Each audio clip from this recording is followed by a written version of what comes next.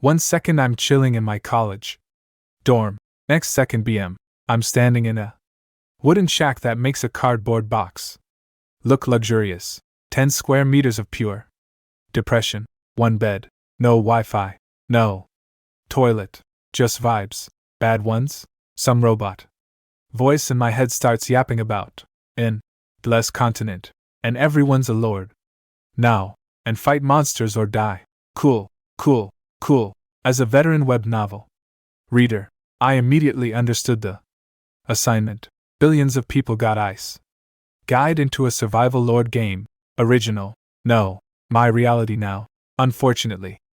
Yes. A status panel popped up in front of me like the world's worst pop-up ad. Level 1. Village. 0 citizens. 100 of each. Resource. Basically, I'm the CEO of Nothing Incorporated. Then my talent awakened. Golden light exploded out of my body like I was a human flashbang. The system went absolutely feral. SSS. Rank talent. The only one infinite. Evolution. Everything in my territory, people, buildings, items can evolve in. There's a chance of mutation into completely new evolution paths. The cost. Evolution points earned by killing stuff. My brain short-circuited for a solid 5 seconds. Meanwhile, World Chat was having a complete mental breakdown. Some dude was crying about his F rank. Farming basics talent that gives 1 crop yield. Brother, my condolences. That's not a talent. That's an insult. Some other guy was flexing his drank speed buff like he just won the lottery. Then everyone lost their minds because some rich kid named Lee Howen got in a rank. Talent was second-tier beasts. A rank had people screaming like T was the second coming, and here I am sitting on SSS rank, keeping my mouth shut like a man who just found a winning lottery ticket at a funeral. I immediately went invisible on chat. Rule number 1 of having broken abilities. Tell N1. I stepped outside to survey my glorious kingdom. It was a patch of dirt, surrounded by a white forest fi. LD. Beyond that pitch black murder forest, with things growling in it. Lovely neighborhood. 0 stars on Yelp. Next to my shack was a stone pool. The recruitment pool. 2 free citizens per day. I smashed that button immediately. 2 women rose from the water like the world's most budget mermaid movie. Peasant clothes, dirt on their faces, confused expressions. Their stats. Level 1 farmers. Frank potential skills. Kind of knows how to farm. Incredible. Game changing. I'm building an empire with 2 women whose greatest qualification is has seen a vegetable before. I named the brave one Rashu and the shy one Lan Chi. Solid names. Very leader-like of me. Then the system dropped the real bomb. 7-day newbie protection. After that, beast wave. Good luck, losers. World chat immediately turned into a funeral. People crying, people panicking. Someone literally said, barked, which I assume means cooked, roasted, done. But me, my eyes locked onto the goblins skulking around outside my barrier. Little gray gremlins, barely a meter tall, carrying sticks, like they're about to commit a misdemeanor. Each one was basically a walking evolution point with legs. I grabbed my starter wooden spear, truly a weapon fit for a king. Told my 2 farmers to stay inside and stepped through the barrier. The forest smelled like wet garbage and regret. I crouched near the edge, waited for a lonely goblin to wander close, then launched out of the shadows and shish kebab the little dude through the back. 1 hit, 1 kill, 1 evolution point. I sprinted back inside the barrier like a man who just stole something from a convenience store. Now the big question. What do I evolve first? My shack.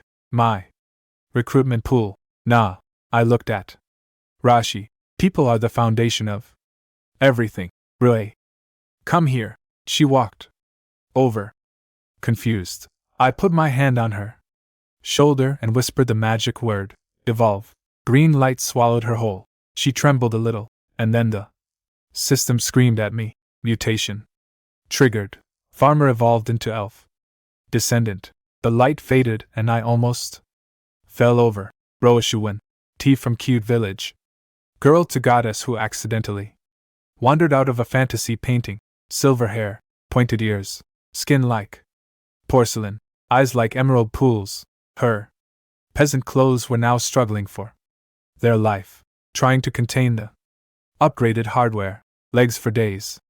Face so perfect it should be illegal. Stats. Jump from tier 1 to tier 3. Skip 2 whole levels. Potential. Rocketed from F to B.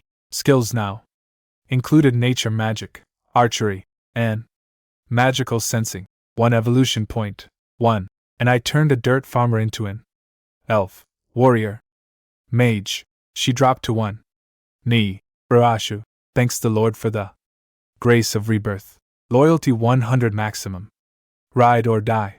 I looked at her. Looked at Lonnie, whose jaw was on the floor.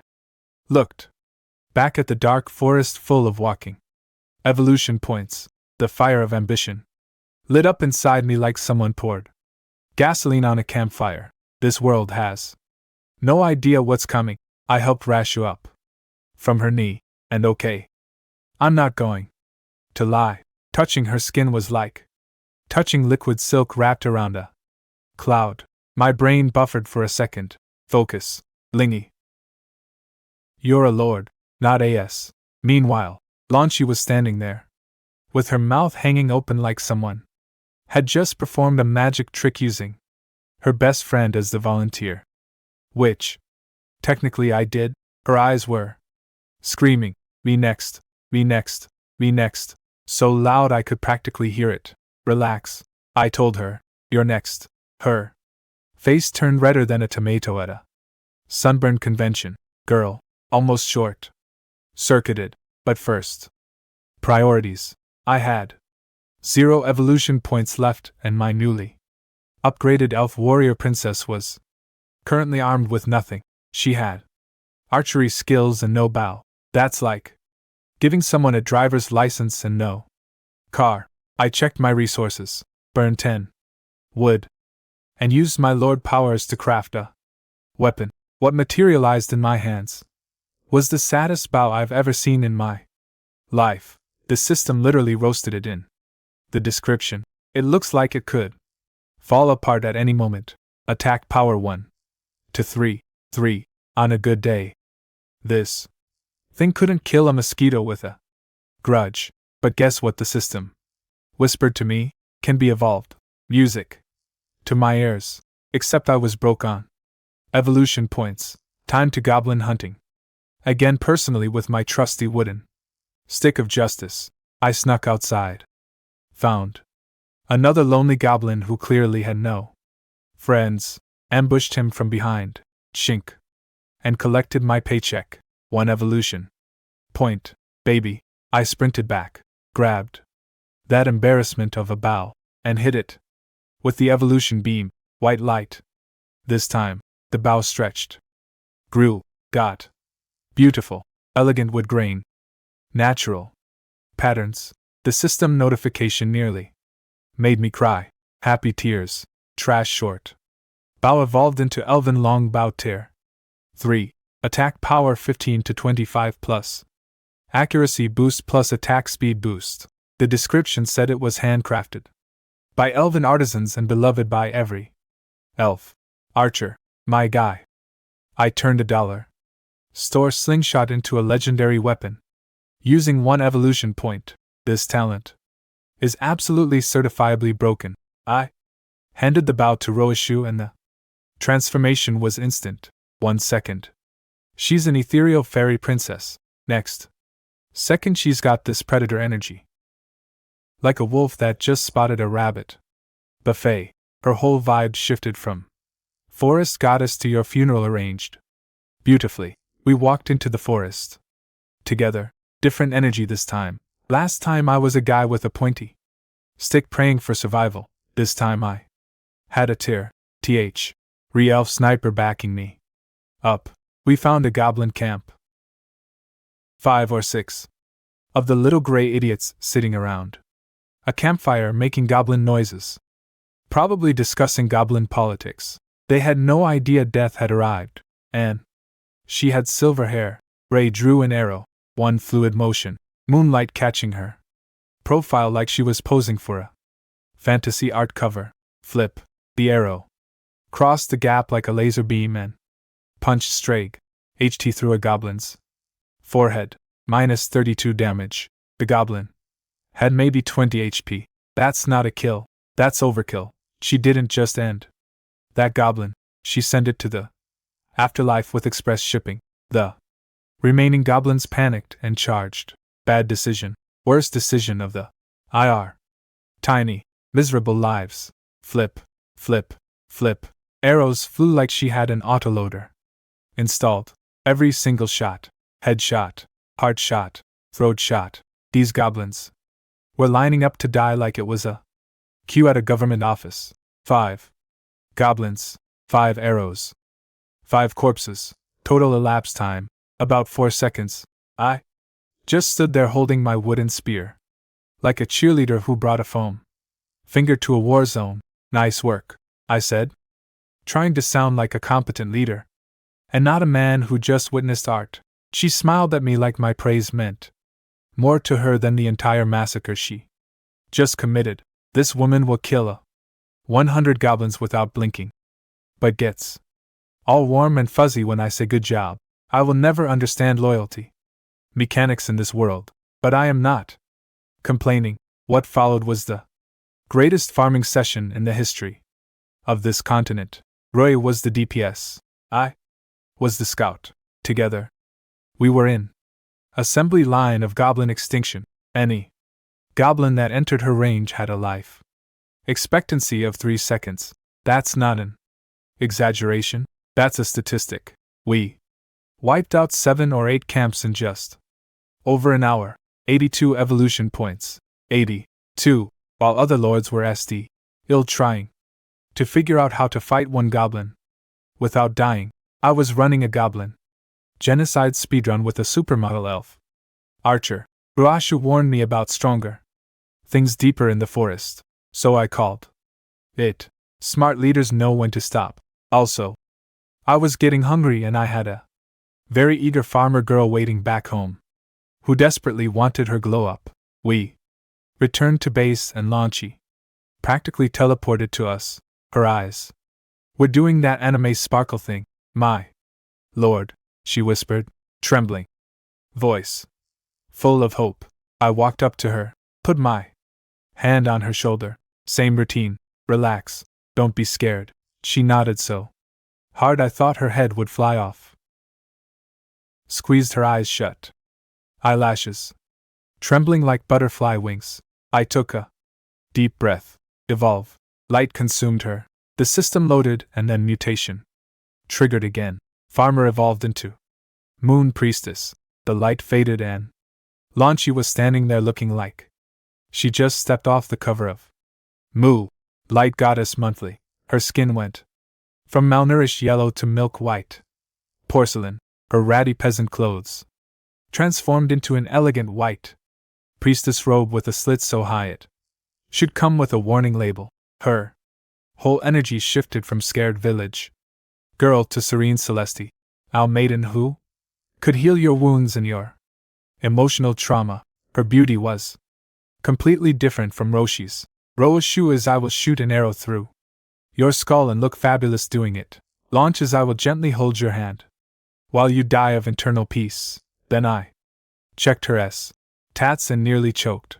A rank potential higher than Ruisby rank. My shy little wallflower had more ceiling than my murder elf, and her skills: moonlight healing, moons, blessing buffs, moon chain crowd control. She's a healer, a buffer, and a controller all in one package. I accidentally built the perfect RPG party composition using 2 farmers and a dream. Launch opened her eyes, deep black gems with liquid moonlight swimming in them, looked at me like I was personally responsible for inventing gravity, and whispered her thanks in a voice so soft my skeleton considered. Retiring. So, let's take inventory. Day 1. I now have a Tier 3 Elf Sniper, 4 DPS, and a Tier 3 Moon Priestess for support, both at 100. Loyalty. Both willing to die for me. Most lords out there are still trying to get their single farmer to stop crying. I'm winning so hard it should be illegal. 81 evolution points left. Time to upgrade the infrastructure. I walked over to the recruitment pool and slapped my hand on it like I was petting a dog.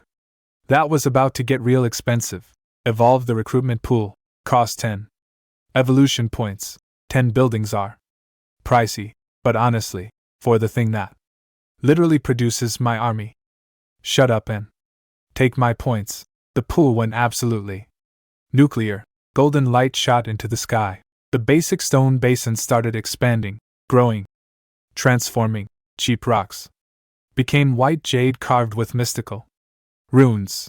The water went from me puddle to liquid life energy that smells like hope. The whole thing doubled in size. Level 1 recruitment pool evolved into Level 2 Spring of Life. I read the new stats and my knees go T-weak. Daily recruitment doubled from 2 to 4. Minimum potential of recruits upgraded from FT, and the cherry on top, there's now a small chance to recruit special units. Special units? I don't even know what that means yet. And I'm already salivating. New day had just rolled over, so my recruitment charges were fresh. I walked up to my shiny new Spring of Life, rubbed my hands together like a gotcha addict about to blow his life savings, and hit recruit for. Figures rose from the glowing water. Not farmers this time. Oh, no, no, no. 4 tall women in matching leather armor, carrying actual spears with actual combat training and actual I will stab something for you energy. Their faces were young, but their eyes said try me. Tier 2 female spear soldiers rank potential basic spear combat 4 of them, while every other lord on this continent is waking up to 2 more useless farmers. I just pulled a full squad of combat-ready warrior women from my premium recruitment fountain. Greetings, my lord, they shouted in unison, dropping to one knee, synchronized and everything. Very professional. 10 out of 10. First impression. I looked at my 4 new soldiers, looked at my 71 remaining evolution points, and a beautiful, terrible, magnificent idea formed in my brain. Why have regular troops when I can have an all-evolved army? I locked eyes with the most fierce-looking one of the 4. Strong jaw, sharp eyes, the kind of woman who looks like she wrestles bears for fun. What's your name? I have no name. My lord, please bestow one upon me. From now on, your Puin, as in breaker of armies, because I don't do subtle names. I put my hand on her shoulder. She trembled and blushed. Even the tough ones blush. Is this a feature of my talent, or am I just that charismatic? Don't answer that. Evolve cost 5 evolution points. 5 tier 2 units cost 5 times more than tier 1. Makes sense. Premium product, premium price. Confirm. Light swallowed her whole. The system processed and then mutation triggered. Female spear soldier evolved into DRA. Gone. Blood warrior. The light this time wasn't gentle, it was angry, deep. Crimson like a volcano decided to attend a gender reveal party. I swear I could hear a dragon roaring somewhere in the background. Very dramatic. 10 out of 10. Atmosphere.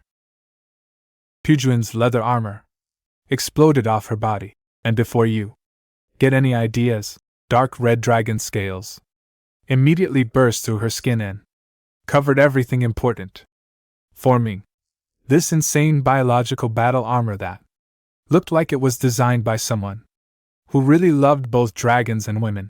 She got taller, her legs got longer. 2 cute little dragon horns popped out of her forehead like deadly accessories. Her black hair now had streaks of crimson running through it, flowing in. Wind that didn't exist. When the light cleared, she was standing there holding a flaming spear, looking at me like I was her god. And she was ready to commit war crimes in my name, Tier 4A rank.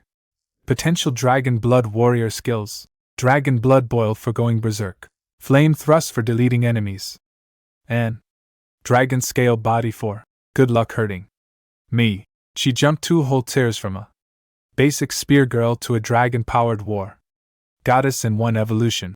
Huan will burn her last drop of dragon blood for you, master, she declared, slamming her flaming spear into the ground hard. Enough to make it hum, I said. Good. 3 times because once wasn't enough to express how hyped I was. 66 evolution points left. 3 more spear girls waiting. Their eyes were practically on fire watching Pudwan's transformation. They wanted it bad. Your turn. All of you. They dropped to their knees so fast I heard the ground crack. Evolve, evolve, evolve. 3 times. 15 points. Triple light show. No mutations. This time. Can't win the lottery every single pull, but they still upgraded beautifully. All 3 evolved into Heave. Y Schwanja guards. Full black plate. Armor head to toe. Steel spears. Tower shields. Cold eyes behind metal visors. They look like the final boss's elite bodyguards in a video game. Tier 3. Dank potential with skills and shield defense, spear formation, and protection. Basically, human walls with stabbing capabilities. My roster was now complete. Let me break this down for everyone keeping score at home. Huan. Tier 4 Dragon Warrior. Frontline. Berserker will literally set you on fire. And look cool doing it. 3 Schwanja. Guards. Tier 3 Heavy Tanks. Walk toward you slowly while you realize nothing you do can scratch them. Ruer. Tier 3. Elf Archer. Backline Sniper. If she can see you, you're already dead. Launch. Tier 3. Moon Priestess. Heals. Buffs. Crowd controls. The reason everyone else can fight recklessly. 6. Elite women surrounding me as I walk through my territory like an emperor on a Tuesday stroll. Other lords would cry if they saw this lineup. Most of them are still trying to convince a single farmer to pick up a rock. My lord, give us orders. Juan was practically vibrating with battle lust. I looked at the dark forest, the goblin scrubs on the outskirts couldn't satisfy my appetite anymore.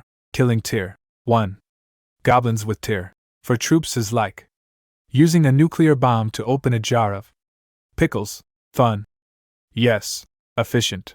No. We're going deep into the forest. Everyone. Battle formation. Yes. Sir. 6 voices. 1 response. Goosebumps. We rolled out of that barrier looking like the most overpowered newbie squad in the history of this continent. 3 Schwanja guards. In the center with shields up covering me and Lan Chi. Tujuan at the front. Flaming spear crackling Roddy. Aiding come at me energy. Ruashu in the back. Bow. Ready. Eyes scanning like a military satellite. First time entering this forest. I was crouching in bushes, poking lone goblins with a wooden stick. Now I'm marching in with a dragon soldier and a private army. Character development speedrun. We found our first real fight fast. Not regular goblins. Goblin warriors. Tier 2. A dozen of them. Green-skinned. Carrying rusty iron swords. Actually looking somewhat threatening for other lords. Nightmare fuel. Runaway and crime material for me. Walking lupinatus. Kill. 1 word. Didn't even need to elaborate. Pudwan launched herself forward like a human missile. Dragon blood boil. Red aura exploded around her. Speed doubled. Power doubled. She was a blur of crimson and rage. Flame thrust. Her spear became a streak of red light and punched straight through 3 goblin warriors. At once, their bodies didn't just die, they detonated. minus 155, minus 158. Minus 160. 3 kills, 1 attack, 0 effort. The remaining goblins looked at each other like, maybe we made a mistake today. They charged her anyway. Brave. Stupid. But brave. They're rusty. Swords bounced off her dragon's scale. Armor like plastic forks hitting a tank. Minus 1, minus 1, minus 1 minimum. Force damage. They literally could not hurt her. Puan looked at them the way you look at a mosquito that's trying really hard. Then she did a SP inning sweep and cut 2 of them in half. Meanwhile, Roshu casually picked off 2 more from the back. Flip, flip, dead, dead, business as usual. Total fight duration less than 10 seconds. The Schwanja guards didn't even get to do anything. Launch didn't need to heal anyone. My tank line and healer were basically spectators at the Puan demolition show. 20 evolution points. From 1 fight tier, 2 mobs give 2 points each instead of 1. The math was getting beautiful. I waved my hand forward like a general in a war movie. Keep moving and deeper into the murder forest we went, collecting evolution points like Halloween candy. Leaving nothing but goblin parts and property damage in our wake. Deeper we went in.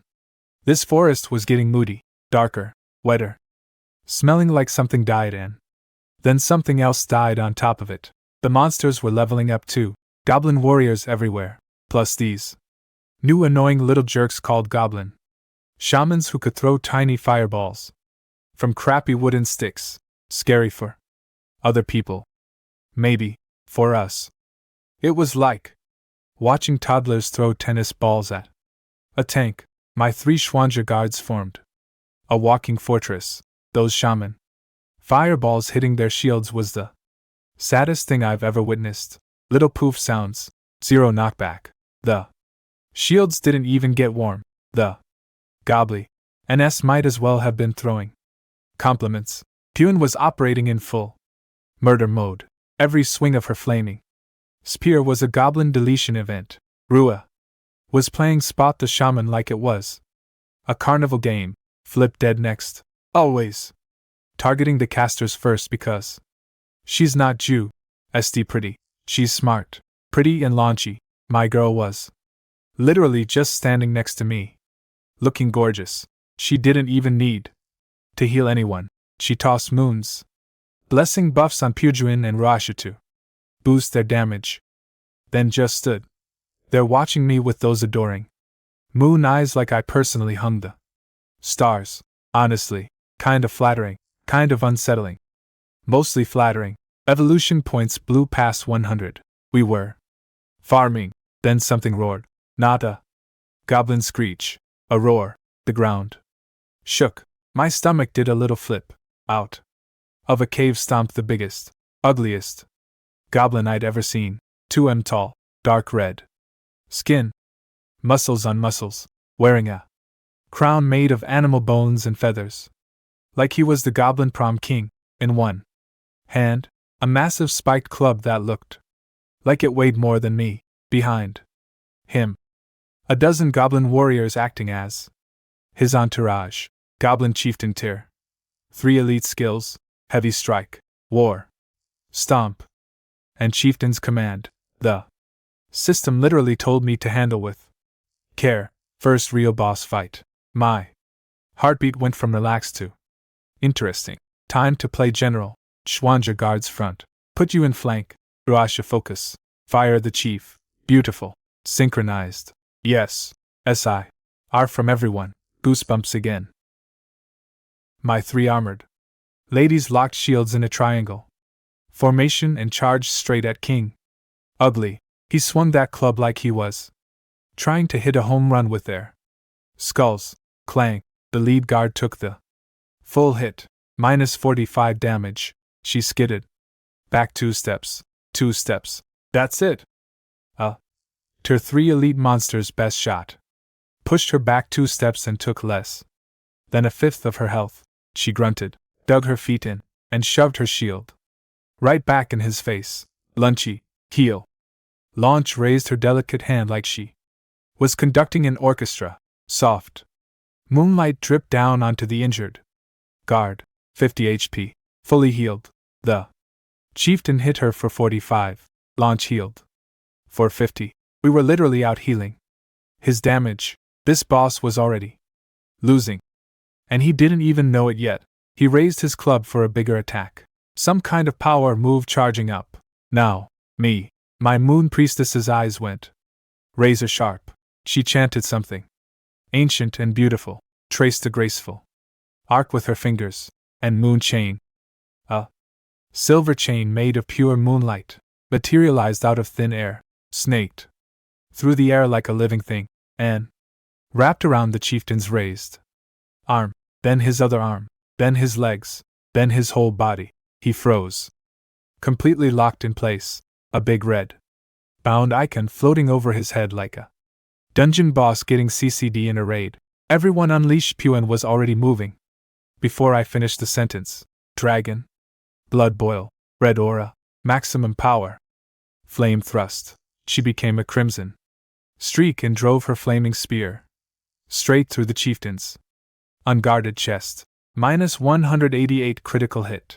Ray followed up instantly. 3 arrows in a triangle pattern, one in his eye, one in his throat, one in another important spot I'd rather not think about. 45, 48, 92 crit in one burst of focus fire.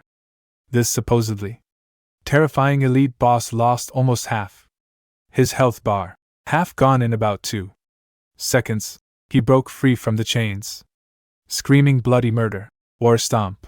A shockwave exploded outward and knocked my front line back, stunning everyone for a moment. Then he screamed again. Chieftain's command and his goblin bodyguards went absolutely feral. Eyes turned red, mouths foaming, charging at us like they just did 17 energy drinks. I didn't even flinch. Lunch, defense, buffs on the guards. Roashi, clean up the trash. Puin, get ready to finish him. My team moved like a machine.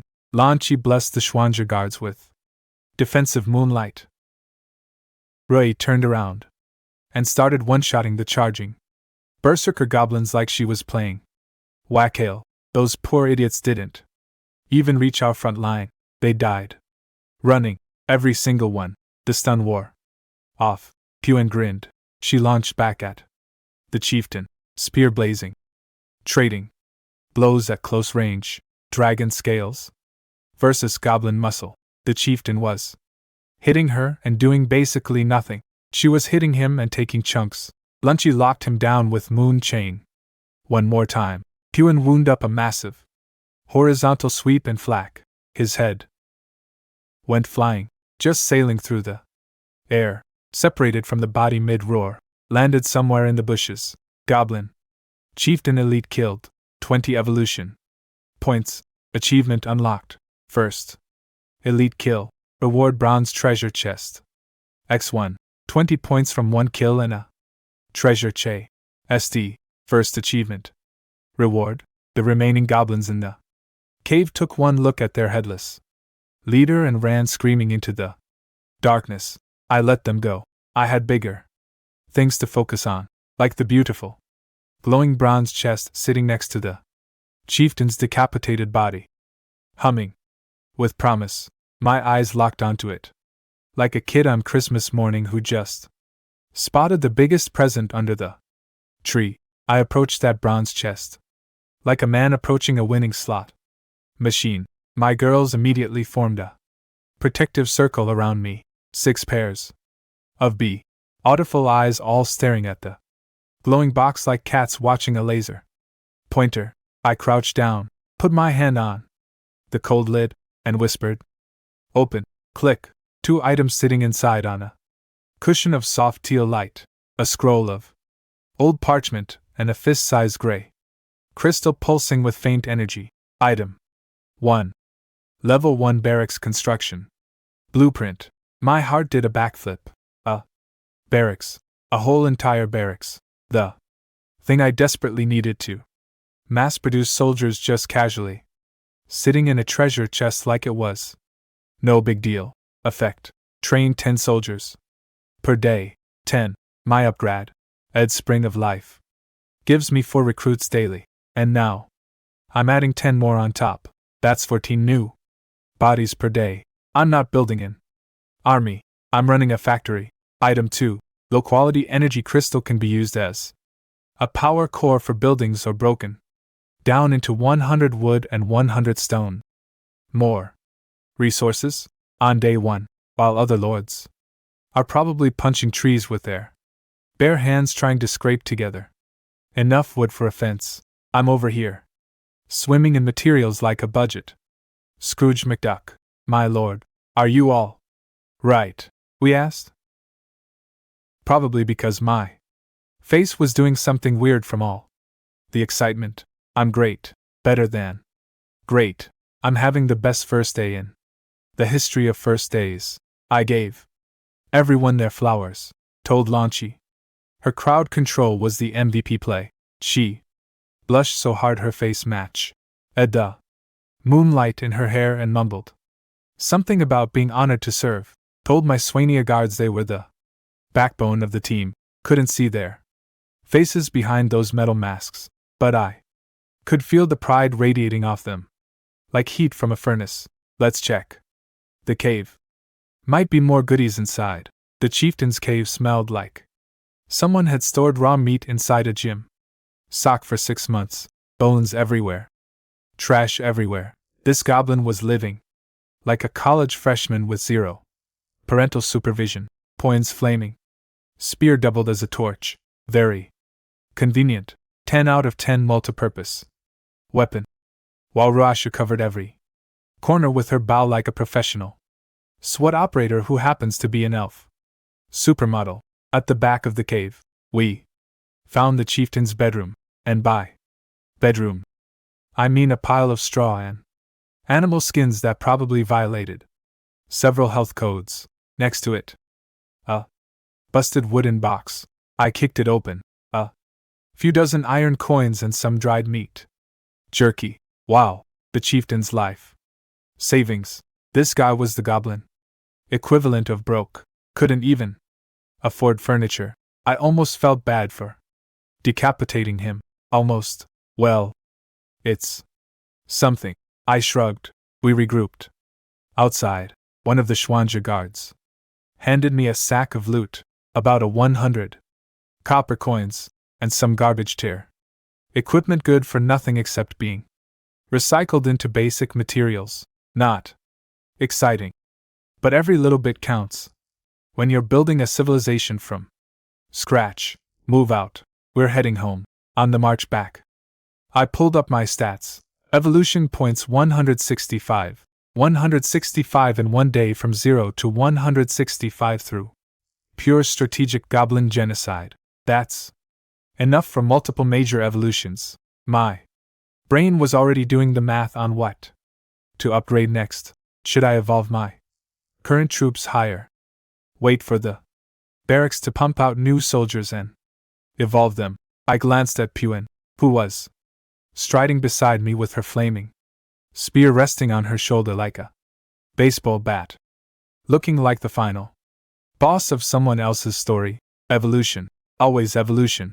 The answer is always more evolution. But first things first. I needed to upgrade my lord's mana to level 2. That unlocks new building slots and expands territory range.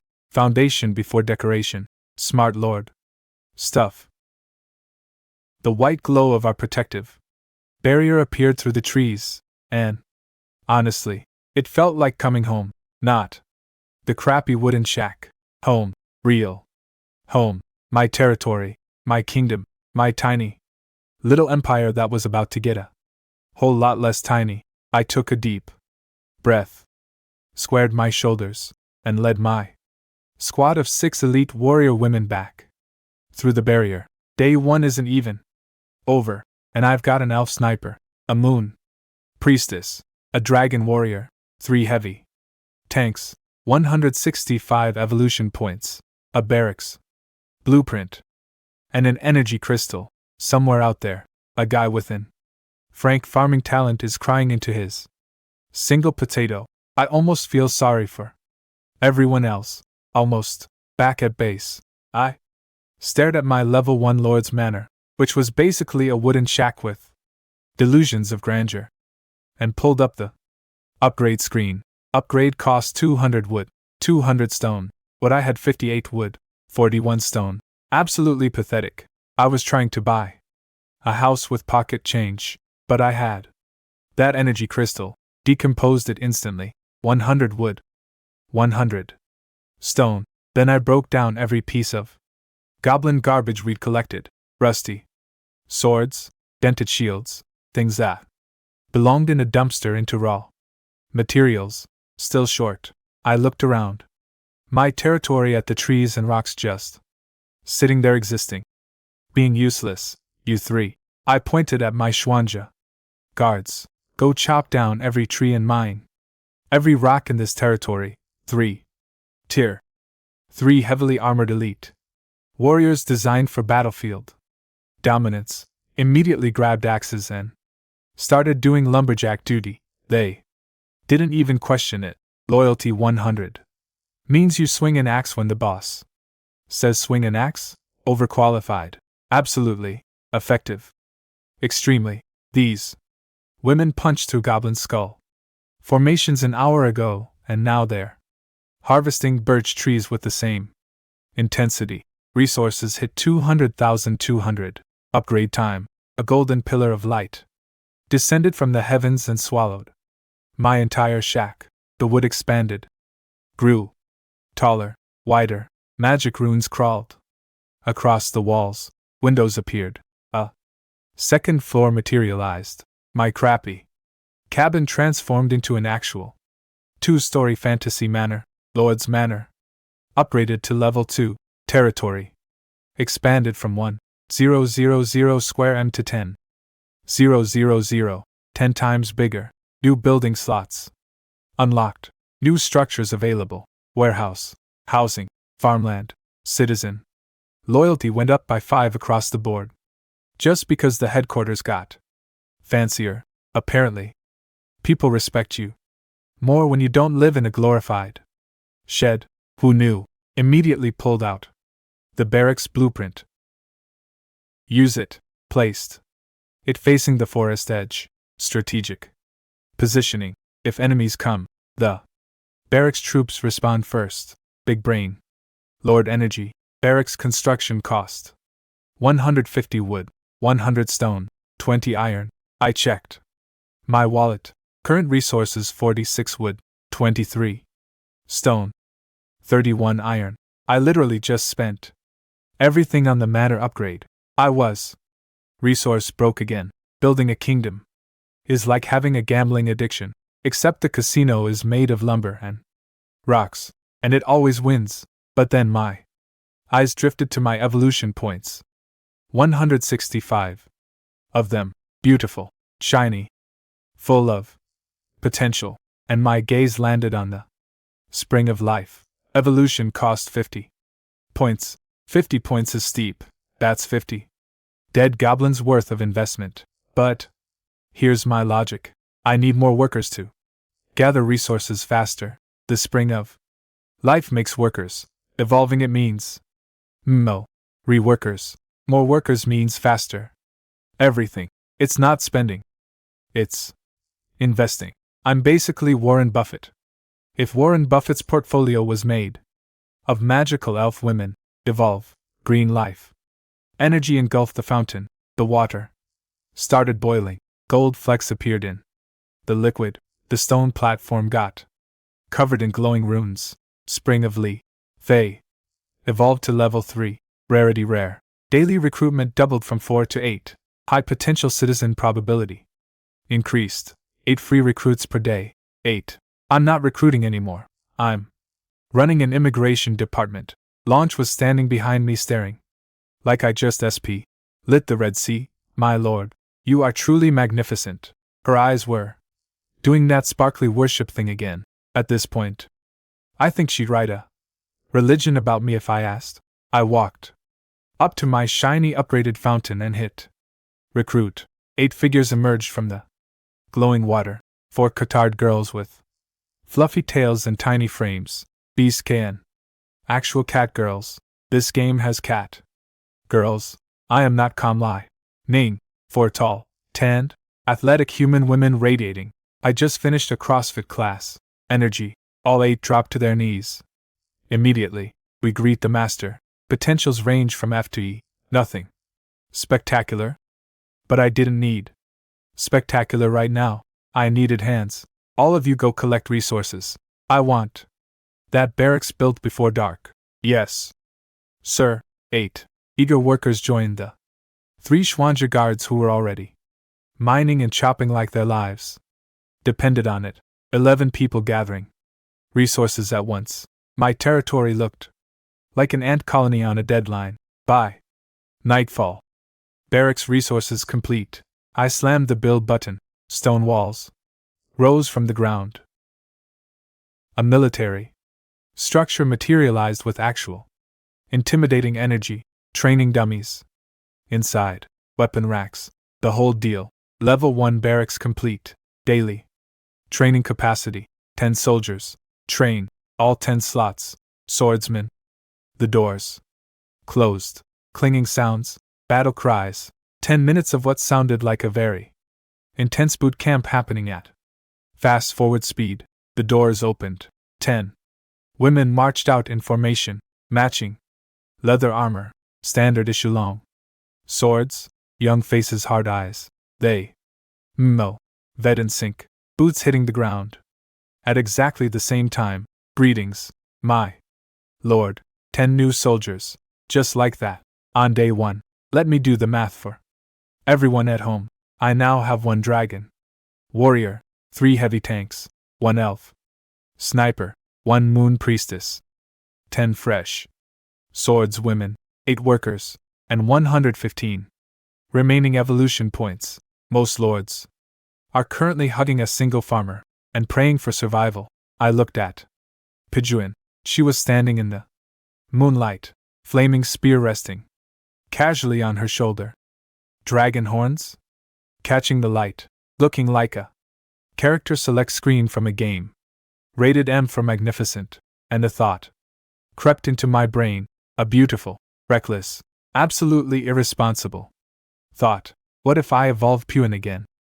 The moonlight was gentle, my thoughts were not. I was staring at Pijuan like a mad scientist staring at his greatest experiment, thinking, what if I push the button again? She was already tier 4, already a dragon-blooded war machine, already capable of turning goblin warriors into confetti. But what if she could be more? The thought latched onto my brain like a parasite and refused to let go. Tier 5 in the newbie phase. Nobody on this entire continent has that. Nobody. That's not just winning the game, that's playing a different game entirely. Screw it. We're doing this. Puan here. My lord. She dropped to 1 knee instantly, golden slit pupil, eyes burning with absolute devotion. This woman would walk into a volcano if I pointed at one. Want to evolve again. She literally trembled with excitement. Her whole body shook like I just offered her the greatest gift in the universe. Which technically I did. I am willing. I offer everything to my master. Her voice was cracking from pure hype. Same energy as a kid being told Christmas is happening twice this year. I placed my hand on her forehead. Deep breath. Consume 100 evolution points. Evolved Dragon B. Lid Warrior 100 points. That's my entire Goblin Genocide savings account burned in 1 transaction. The most expensive impulse purchase of my life. Then the system hit me with a warning I did not expect. Warning: consecutive high-intensity evolution on the same unit has an extremely high probability of triggering unknown mutation. Proceed with caution. Unknown mutation.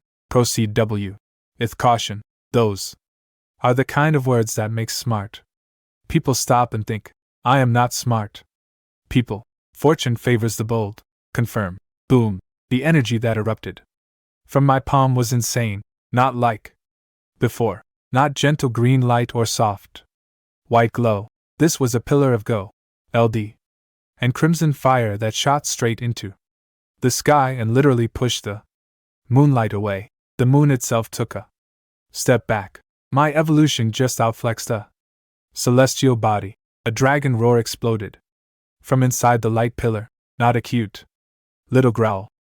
A real dragon roar, the kind that vibrates your rib cage and makes your ancestors nervous. Every single person in my territory collapsed. My Schwanger guards tear. 3 heavy tanks in full plate armor crumpled like wet paper. The cat girls flat on the ground. The new swordswomen, pile of trembling limbs. Even Lan Chi and Rashu, my 2 strongest veterans, went pale as ghosts and could barely stand. What? What kind of power? I asked this, Lani whispered, looking like she just witnessed God walk past. I was standing right in front of the pillar. Wind slamming my clothes, energy trying to push me back. I didn't move an inch. I planted my feet and watched because a good Lord doesn't flinch when his investment is cooking. Inside the light, Puan's red armor shattered into pieces. Then, golden fire rebuilt it from scratch. Her body stretched taller. 2 massive dragon wings, actual wings, materialized on her back, made of pure, concentrated energy, spreading out wide, enough to block the sky. The light faded, and I forgot how to breathe. She was floating in the air, hovering above the ground like gravity was a suggestion she politely declined. Her hair was living fire, crimson strands flowing in, burning without heat. Her armor was now gold and red dragon scale, sculpted so perfectly, it looked like it was painted onto her body by a divine artist with zero chill. Her weapon had changed, too. The flaming spear was gone, replaced by a massive dragon fawn greatsword, wreathed in roaring flames. This wasn't a weapon, it was a statement. And on her forehead, 2 golden dragon horns had grown in, small and elegant, somehow, making her look both terrifyingly powerful and devastatingly beautiful at the same time, which should be illegal. I opened her stat panel and my soul left my body for approximately 3 seconds. Dragon Descendant Ward God Pudwan. Mutated Tier 5 Quality Legendary. Unique Loyalty 100 Die Hard Skills. Dragon God Blood Bloodline Passive. Blazing Dragon Breath Dragon Descendants. Rat. Human Dragon Form Lock Nota. Supreme Warrior who bathed in dragon blood and awakened the ancient dragon. God Blood Bloodline. She is the most brilliant star on the battlefield. She is your sharpest blade. Her potential is limitless. Tier 5. Legendary quality. Unique class. She has Dragon Breath. She has a rage mode. And there's a lock skill called Human Dragon Form, which I can only assume means she can turn into an actual dragon at some point, and if that's true, I might actually pass out. Her potential isn't even rated anymore. It just says limitless. The system gave up trying to measure her and wrote, "Good luck. She's beyond our pay grade, Master." Her voice floated down from above, deeper now, husky with an undertone that could melt steel. She descended slowly, golden wings folding, and knelt before me. Her new armor clinked softly. Certain assets shifted with the movement in ways that were frankly disrespectful to my concentration. Your servant, Puan, greets the master. I could physically feel the power rolling off her like heat from a bonfire. This woman could probably solo the entire goblin forest. This woman could probably solo most lords. I reached down and pulled her to her feet. From now on, you are my strongest blade. Her golden dragon eyes ignited with warfire. I will cut down all enemies for my master. 100 evolution points. Best 100 points I've ever spent. No regrets. 0. Absolutely none. Somewhere out there, Lyran and his A rank beast talent are feeling a chill. They can't explain. Everyone was still. On the ground trembling from Puduan's evolution shockwave. My cat girls. My swords women. Even my veterans all. Sprawled out like someone had hit the disable legs button on the entire territory. Puduan's dragon aura had basically slapped every living thing in a 50 m radius into submission. Everyone up. I didn't yell, didn't need to. Something about my voice just worked. Maybe it's a Lord thing, maybe it's the confidence of a man standing next to a tear. 5 legendary dragon warrior he personally created from a random spear girl 2 hours ago. Either way, everyone scrambled to their feet like I'd press the undo button on gravity. Time to build an actual organization. Can't run an empire with vibes alone. Puan. You're my first word, General. All combat units report to you. She saluted with a fist to her chest. Clean. Sharp. This woman went from nameless soldier to supreme commander in one evening. Talk about a career speedrun. Launchy internal affairs and logistics. Every non-combat citizen is under your management. She bowed gracefully, white robes flowing, the perfect politician. Soft hands, sharp mind. Are you reconnaissance, perimeter, security, and build me a range division? She tightened her grip on her bow and nodded. No wasted words. No wasted motion. Professional to the bone. The 3 Xuanja guards and 10 swords women fell under Puduan's command. Automatically. Organizational chart. Complete HR department. Just me making decisions and hoping for the best. I looked at my team and felt something I hadn't felt since arriving in this world. Not just survival instinct. Not just excitement. Satisfaction. I had a war god, a priestess, a sniper, elite tanks, infantry, workers, and cat girls. The foundation of a real kingdom. All right. Everyone, rest. We take the new recruits to the housing. Pujan, Roishu, you're staying in the manor with me. My upgraded lord's manor was actually livable now. 2 floors, a proper meeting hall downstairs. Storage room. Upstairs had my bedroom and spare rooms. I gave Puan and Ruer the rooms next to mine. Top generals get top accommodations. Also, I need them close in case something attacks at 300. That's the official reason.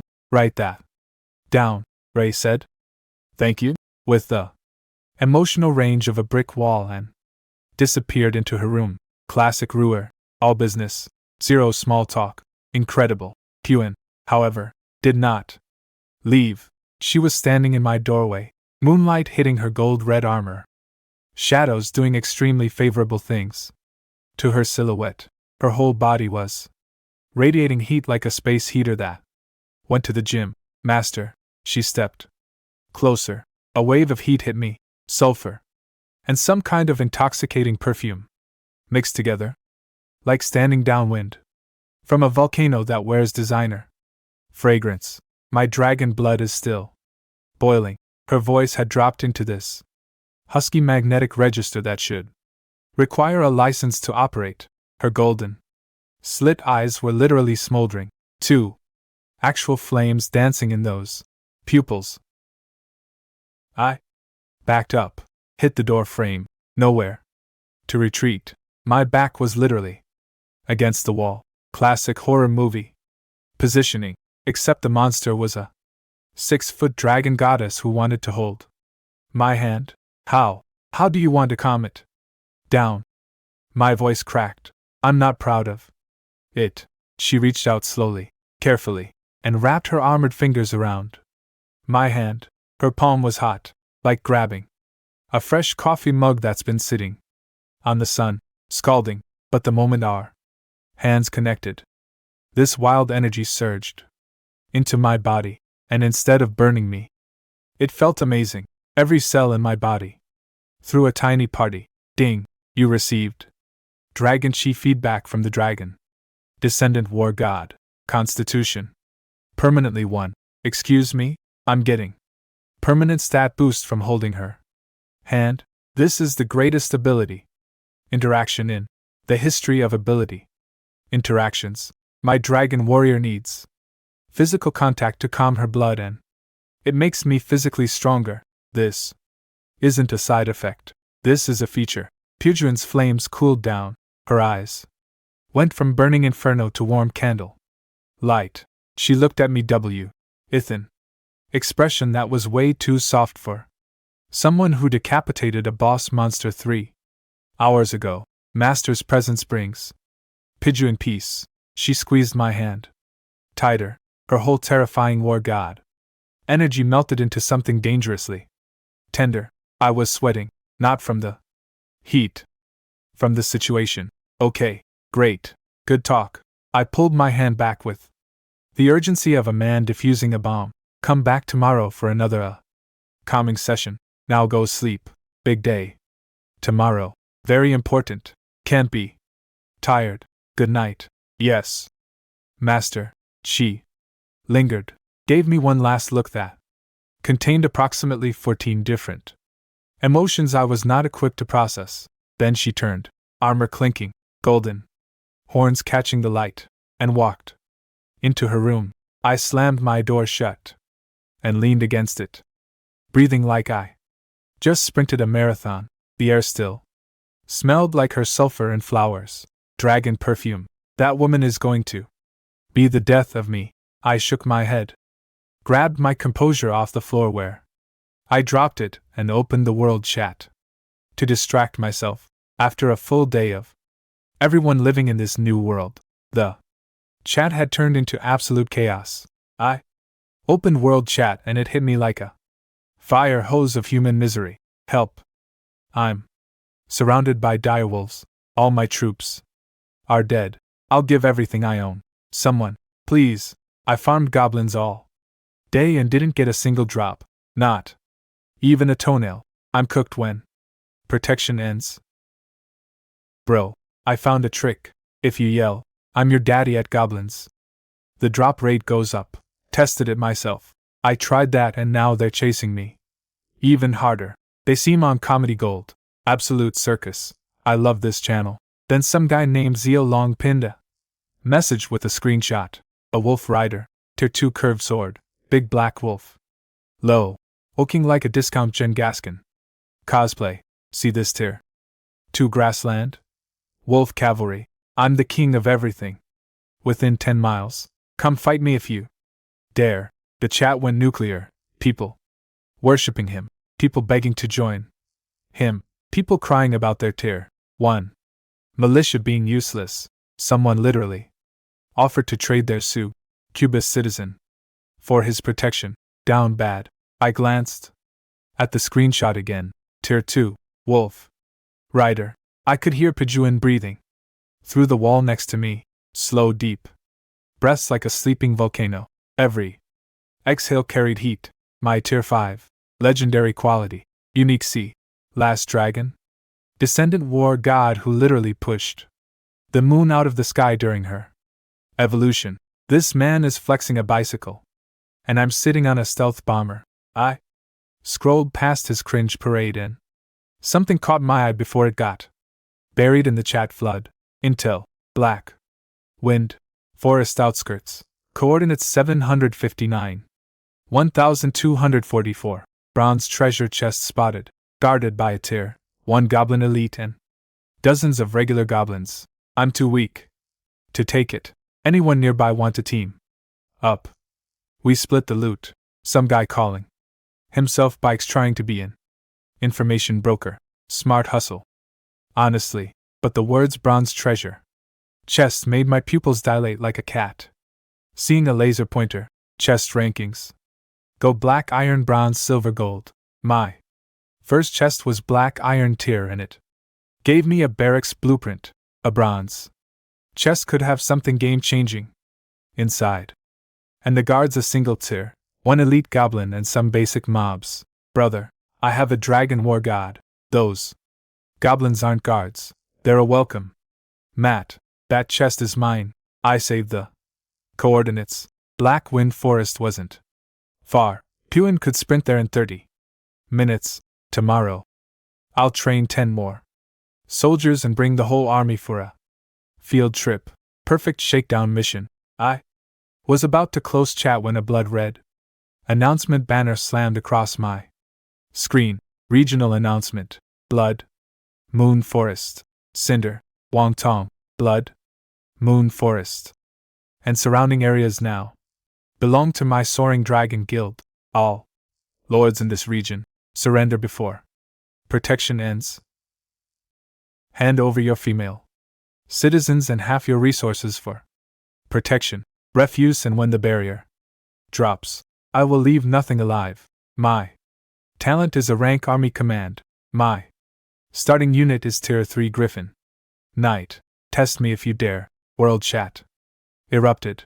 Who is this psycho? A rank. Talent. Tier 3 Griffin Knights. It's over. My territory is near Blood Moon Forest. I don't want to give up my catgirl citizens. People panicking. People crying.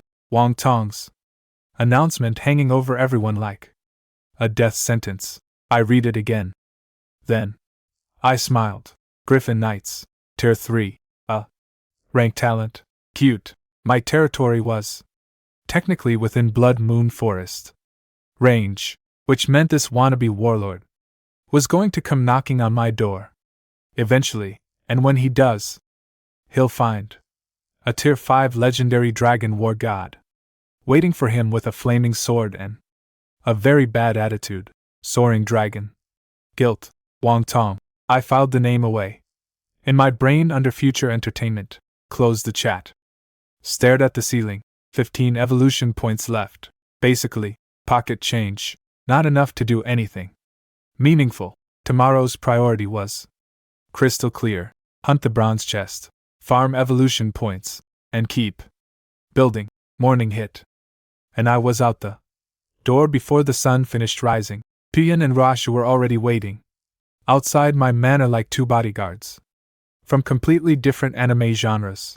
Puin, golden horns, flaming armor, radiating, I will end civilizations. Energy, Rashu, silver hair, green eyes, radiating, I will silently put an arrow through your brain from 200m energy. Good morning, master. Both bowed simultaneously. The view was distracting. Moving on, straight to the barracks. 10 training slots refreshed. All swordsmen. 10 minutes later. 10 more. Women marched out in perfect formation. Fresh recruits. Eager faces. Sharp swords. Army head count. 26 combat units. 1 tier. 5 legendary dragon war god. 1 tier. 3 moon priestess. 1 tier. 3 elf archer. 3 tier. 3 heavyweight guards. 20 tier. 1 swordsman. Day 2. Most lords have maybe 3 or 4 shaky soldiers and a prayer. I'm mobilizing a platoon. All units move out. 26 women snap to attention. Target Black Wind Forest, Goblin Tribe. And 1 very shiny treasure chest with my name on it. Black Wind Forest lived up to its name like a 5-star Yelp review for depression. Trees so thick and tall they blocked out the sun like nature's blackout curtains. The air smelled like rotting leaves, marinated in swamp water. Random bird screams echoing from deep inside like the forest had its own horror movie. Soundtrack playing 247. Stay alert.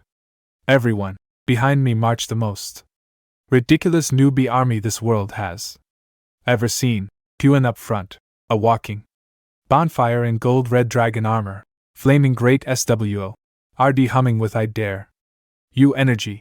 The shadows literally ran away from her. 3 Schwan guards. Behind her, mobile fortress, tower. Shields up, heavy armor clanking, showing nothing but cold eyes through their visors. 20 swords women on the flanks. Tier 1, sure. But marching in formation with actual military energy. Nervous, a little excited, a lot. Their matching leather armor was doing an excellent job of showcasing their youthful enthusiasm for violence. Launch in the center holding a jade green staff, radiating calm energy like a walking therapy session. Every time a swordswoman looked nervous, Lanchi's glow would wash over them and they'd instantly chill out. She's not just a healer, she's an emotional support. Priestess, and Rui, gone, vanished. Invisible, she'd melted into the treetops like a ghost made of moonlight. And murder, leaping between branches. Like a deadly squirrel with a long bow. Master, 5 goblins patrolling 300 meters ahead. Her voice came from directly above me. From a tree I didn't even know she was in. This woman could sneak up on a shadow, handle 3 of them. Yes, flip, flip, flip, 3 sounds, practically simultaneous, 300 away. 3 goblin heads popped like green watermelons at a baseball batting cage, brains and juice everywhere. The remaining 2 goblins just stood there staring at the headless bodies of their friends, buffering like a bad internet connection, shields and swords. Go! My 3 Schwanja guards charged like armored freight trains. One of them shield bashed a goblin so hard it flew backward through several trees before landing in a crumpled heap of broken bones. That goblin got hit so hard its grandchildren felt it. The last goblin turned to run. 20 swordswomen swarmed it like piranhas on a chicken nugget. Die! Ugly, one of the braver girls screamed, driving her sword straight through its chest. Green blood splattered all over her face and armor. She froze for a second, then her eyes lit up with the unmistakable glow of someone who just discovered they love combat. Kill! The others screamed, and then all of them started hacking at the already dead goblin like it owed them money. By the time they were done, the goblin wasn't a goblin anymore. It was abstract art. Green abstract art. 5 evolution points. Nice work. I nodded at my blood splattered rookies, all grinning like they just passed their final exams. First blood. The most important milestone for any soldier. They went from nervous trainees to battle-hungry warriors in 60 seconds. We pushed deeper, more goblin patrols, more one-sided massacres. Rasha would snipe the dangerous ones, the swordswomen would charge the rest, and Pudwan would stand there looking bored because nothing required her involvement. She was basically a nuclear weapon at a fist fight, present but unnecessary. Evolution poi. NTS kept climbing. Then we arrived at the coordinates. Roashu materialized beside me like she'd been there the whole time. Very unsettling, very cool. Master Goblin camp ahead. Approximately 50 hostiles. One larger goblin in the center, the elite. The treasure chest is in a Odin shed. Behind it, I can sense energy inside. 50 goblins, 1 elite, 1 treasure chest. I looked through the trees at their camp. It was disgusting. Broken wood, animal skins, garbage everywhere. Goblins lounging around, some sleeping, some play fighting, some doing tea. Hing's I wish I could unsee. This place made a landfill look like a luxury resort. Time for pest control. Pudwan here, my lord. She stepped forward. Flames erupted along her dragon fang greatsword.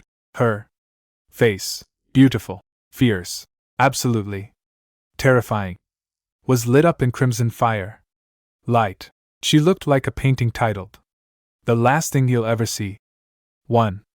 Task. Charge in there. Find the elite. Crush it as you command. Her eyes went supernova with battle lust, and then she moved. Boom. She became a streak of gold. Red light and smashed through the camp. Entrance like a cannonball through a paper wall. Trees, fences, wooden structures, everything in her path disintegrated on contact. She wasn't entering the camp. She was demolishing it while walking in a straight line. A dragon roar erupted from her that shook the entire forest. Birds fled. Trees vibrated. The air itself got scared. Ever. Why single goblin in the camp? Instantly crumbled. Legs gave out. Bodily functions gave out. Eyes went wide with pure soul deep terror. Dragon. Aura hit them like a spiritual sledgehammer. 50 goblins reduced to 50. Puddles of quivering, whimpering pants. Ruining fear. In the center of the camp, one goblin fought it, the elite, bigger than the rest, holding a massive rusty cleaver, roaring back defiantly, trying to organize a counterattack through sheer willpower. Brave little guy. Wrong day for bravery, though, because falling from the sky above him was a 6-foot dragon warrior with golden horns and a flaming blade the size of a surfboard. Die. Puin descended like divine judgment, with a sword attached. Split. Makes when a tier 5 legendary dragon warrior drops from the sky and splits it in half like a hot knife through butter. Actually, no, butter puts up more resistance. The blade went through that goblin like it wasn't even there, and before the two halves could hit the ground, dragon fire incinerated them into ash midair. The goblin went from alive to dust particle in less than 1 second. 10 evolution points. 1 shot. 1 delete. This wasn't a fight. It was an uninstall. Kill them all. Cold voice. My voice. When did I become the guy who says stuff like that? Day 2 and I'm already issuing extermination orders. Like a villain origin story, except I'm the hero. Probably my army unleashed. The Schwanja guard sealed the only exit. Like 3 armored bouncers at a club that's permanently closed. Every shield swing turned a goblin into a green pancake. These women weren't fighting. They were remodeling the landscape using goblin bodies as construction material. My 20 swords women went absolutely feral. Tourists and teams. 3-person squads. Hunting down goblins like it was a competitive sport. One girl dodged a wooden club swing. Did this incredible leg pivot that looked like it belonged in a dance recital, and sliced a goblin's head clean off in one motion. The head went flying, blood fountain everywhere. She licked her lips and charged the next target without blinking. Yesterday, these girls were nervous rookies holding swords for the first time. Today they're collecting heads like baseball cards. War changes people fast. A tiny catyard swordswoman was zipping between goblins like a caffeinated hummingbird with a knife. Every strike hard eye. Crazy. Ion kills from the smallest soldier on the field. Never underestimate a catgirl with a blade and a point to prove. The whole thing lasted minutes. 52 goblins. 0 survivors. 0 friendly casualties. The camp looked like modern art made exclusively from green body parts and regret. 52 evolution points from the camp alone. 67 total from this expedition. Clean up. Grab everything useful. My girls spread out collecting goblin junk, rusty weapons, scattered resources, anything recyclable. They were covered in blood and grinning like kids after a water balloon fight. Beautiful, terrifying. My people. I walked straight to the wooden shed at the back of the camp. Puin beside me, flaming sword still crackling, looking like she wished there were more things to kill. Inside the shed, there it was, half a meter long, bronze cold, glowing softly, covered in rough engravings with a simple clasp on front. Bronze treasure chest. Open. Click. The lid popped open and teal light flooded the dark shed like someone opened a portal to Christmas. 3 items inside. A yellowed skill book, an ancient building blueprint, and a glowing stone. My eyes went to the blueprint first because I'm a builder at heart, and buildings are my addiction. Moonwell construction blueprint. Rarity. Rare. Blue. I read the description and my brain went to space. Special building. Produces 10 units of moonlight spring water daily. The water boosts recovery speed and mental power for anyone who drinks it. Effects doubled for female Units and elf-type units doubled for female units. My entire army is female. Every single soldier. This building was literally designed for me. The universe looked at my all-women combat force and said, "Here. Have a free performance-enhancing water fountain. That works twice as well because of your exact army composition, and there's a passive aura, 20 mana regeneration for all friendly units within 100 meters. Launch is going to become a spell spamming machine." I was vibrating with excitement, actually physically vibrating. If happiness was electricity, I could have powered a small city. Item 2. Skill book, Eagle Eye, green. Quality, passive skill, expands vision, range and improves dynamic sight. Not flashy, but extremely practical for a commander who needs to see everything on the battlefield. I learned it instantly. A cool wave washed through my eyeballs, and suddenly the world was in 4K Ultra HD. I could see a caterpillar crawling on a leaf 30 m away. I could probably count its legs. This is the kind of upgrade that doesn't sound exciting, but saves your life when you spot an ambush from half a kilometer out. Item 3. Moonlight Stone, rare blue, a pure moonlight energy crystal, required material for building the moon. Well, the chest gave me the blueprint and the special ingredient needed to build it in one box. That's like winning a car and getting free gas for a year. The universe isn't just being nice to me, it's actively singing for my success. Total haul from this expedition, 67 evolution points. A special rare building blueprint, a passive vision skill. The construction material for said building, plus a mountain of recyclable goblin garbage. I walked out of the shed, feeling like a CEO who just closed 3 deals in one meeting. My girls were assembled outside, blood-stained and battle-hardened, standing at attention, with warrior pride in their eyes. 12 hours ago, half of them didn't exist. Now they're veterans. Outstanding work. Pack everything up. We're heading home. Somewhere out there, that information?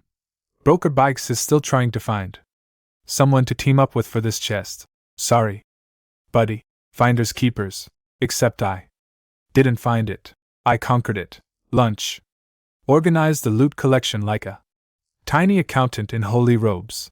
The final goblin haul was well. Let me read you the receipt. 35 broken wooden sticks, 12 rusty machetes, 48 goblin grass skirts. 48 grass skirts. What were they even doing with 48 grass skirts? Was there a goblin fashion show I wasn't invited to? Actually, don't answer that. I recycled all of it into raw materials without a second thought. Everything goblins own belongs in a dumpster, and I turned that dumpster into construction supplies. About 100 units of wood and stone total, plus some iron scraps. Not life-changing, but every brick counts when you're speed running in a civilization. Back at base, I had one priority: burning a hole in my brain. Build the moon. Well, I pulled out the blueprint, slapped it down, and hit confirm before the system even finished asking. Cost 200 wood, 200 stone. 1. Moonlight stone. Do it. White light bloomed from the ground like the earth was giving birth to something holy. The ground trembled. White jade stones rose from beneath the surface, arranging themselves into an elegant well with carved patterns along the rim. Crystal clear water filled the basin, and hovering above the water was this soft moonlight glow that smelled like a spa designed by angels. Just standing near this thing, I could feel my mental energy recovering. My brain went from tired from a long day of goblin genocide to refreshed and ready for more goblin genocide in about 10 seconds. Launch. Roche, you get over here. They approached and immediately locked onto the well, like it was calling their names. Their eyes went wide. I could literally see their bodies leaning toward it, involuntarily like moths to the most beautiful lamp ever constructed. Drink. I scooped out a handful of spring water and handed it over. Blanche sipped it. Delicately. Of course, she did. She does. Everything delicately, and her whole body relaxed like someone had pressed the spa day button on.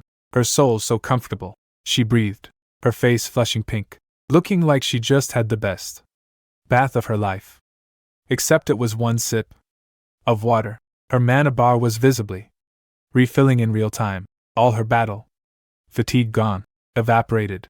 Raashu, being Raashu, grabbed her portion and chugged it like a soldier downing a protein shake. No savoring, no elegance. Just pure efficiency. Then her body jolted. She made a sound that was halfway between a gasp and a growl, as a half-elf. The moonlight energy hit her. Double. The water was basically rocket fuel for her bloodline. Her eyes flew open and they were glowing with barely contained power. Thank you, Master. Both bowed simultaneously. Then I made the executive decision to let all my soldiers drink from the well. Every swordswoman, every guard, everyone who fought today. My territory turned into a wellness retreat for warrior women. Happy sounds everywhere, girls gasping as the water hit their systems, satisfied sighs floating through the air. One girl giggled, another one did a little excited hop, a catered sword swim. En's tail was wagging so hard I thought it might detach. This is my kingdom. It's weird. I love it. I pulled up my stat panel to admire my empire. Level 2 territory. SSS rank talent. 67 evolution points 1 tier 5. Legendary Dragon War God 1 tier 3. Moon Priestess 1 tie. R3 Elf Archer. 3 tier 3 Heavy Guards and 20. Tier 1 Swordsman. 67 evolution points. What to evolve next? The Moonwell could become something insane if evolved.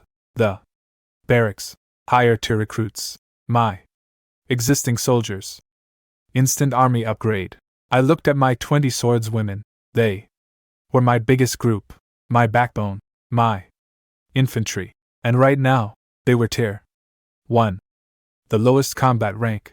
Everyone else in my army was tier 3 or higher. These girls were basically interns standing next to executives. Time to fix that. Everyone formation. Front of the manor now. 20 freshly hydrated moonwater-powered sword girls. Lined up in perfect rows. Glow. ING skin. From the spring water. Bright eyes. Eager faces. They had no idea what was coming. System. Select all 20 swords. Women. Mass evolution. Cost 1 point each.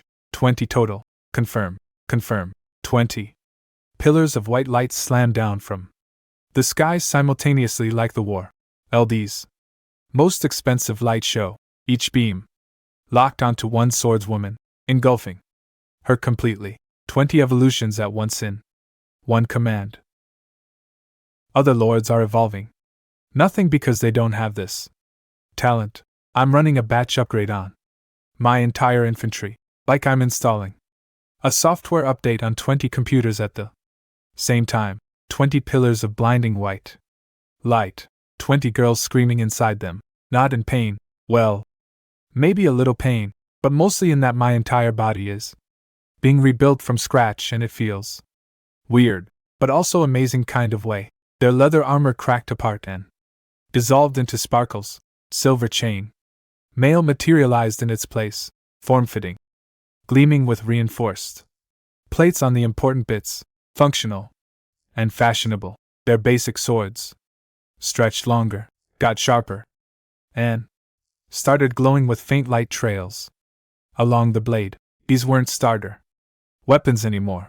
These were real swords. 30 seconds of light show later, 20 brand new warriors stood before me.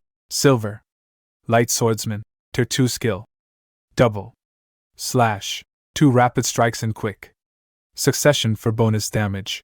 They were taller, more confident. Their baby faces had sharpened into something fierce and dangerous. Every single one of them Radiated. I will cut you, energy that. They absolutely did not have 20 minutes. Ago, yesterday, nervous interns. Today, professional killers and matching silver armor. Greetings. Master. 20. Synchronized knee drops. 20 voices. Perfect unison. I felt like an emperor. Reviewing his elite guard because I opened my mouth to give a speech. Ding. Anomaly detected during evolution. One unit has mutated into a rare class. My head snapped to the left.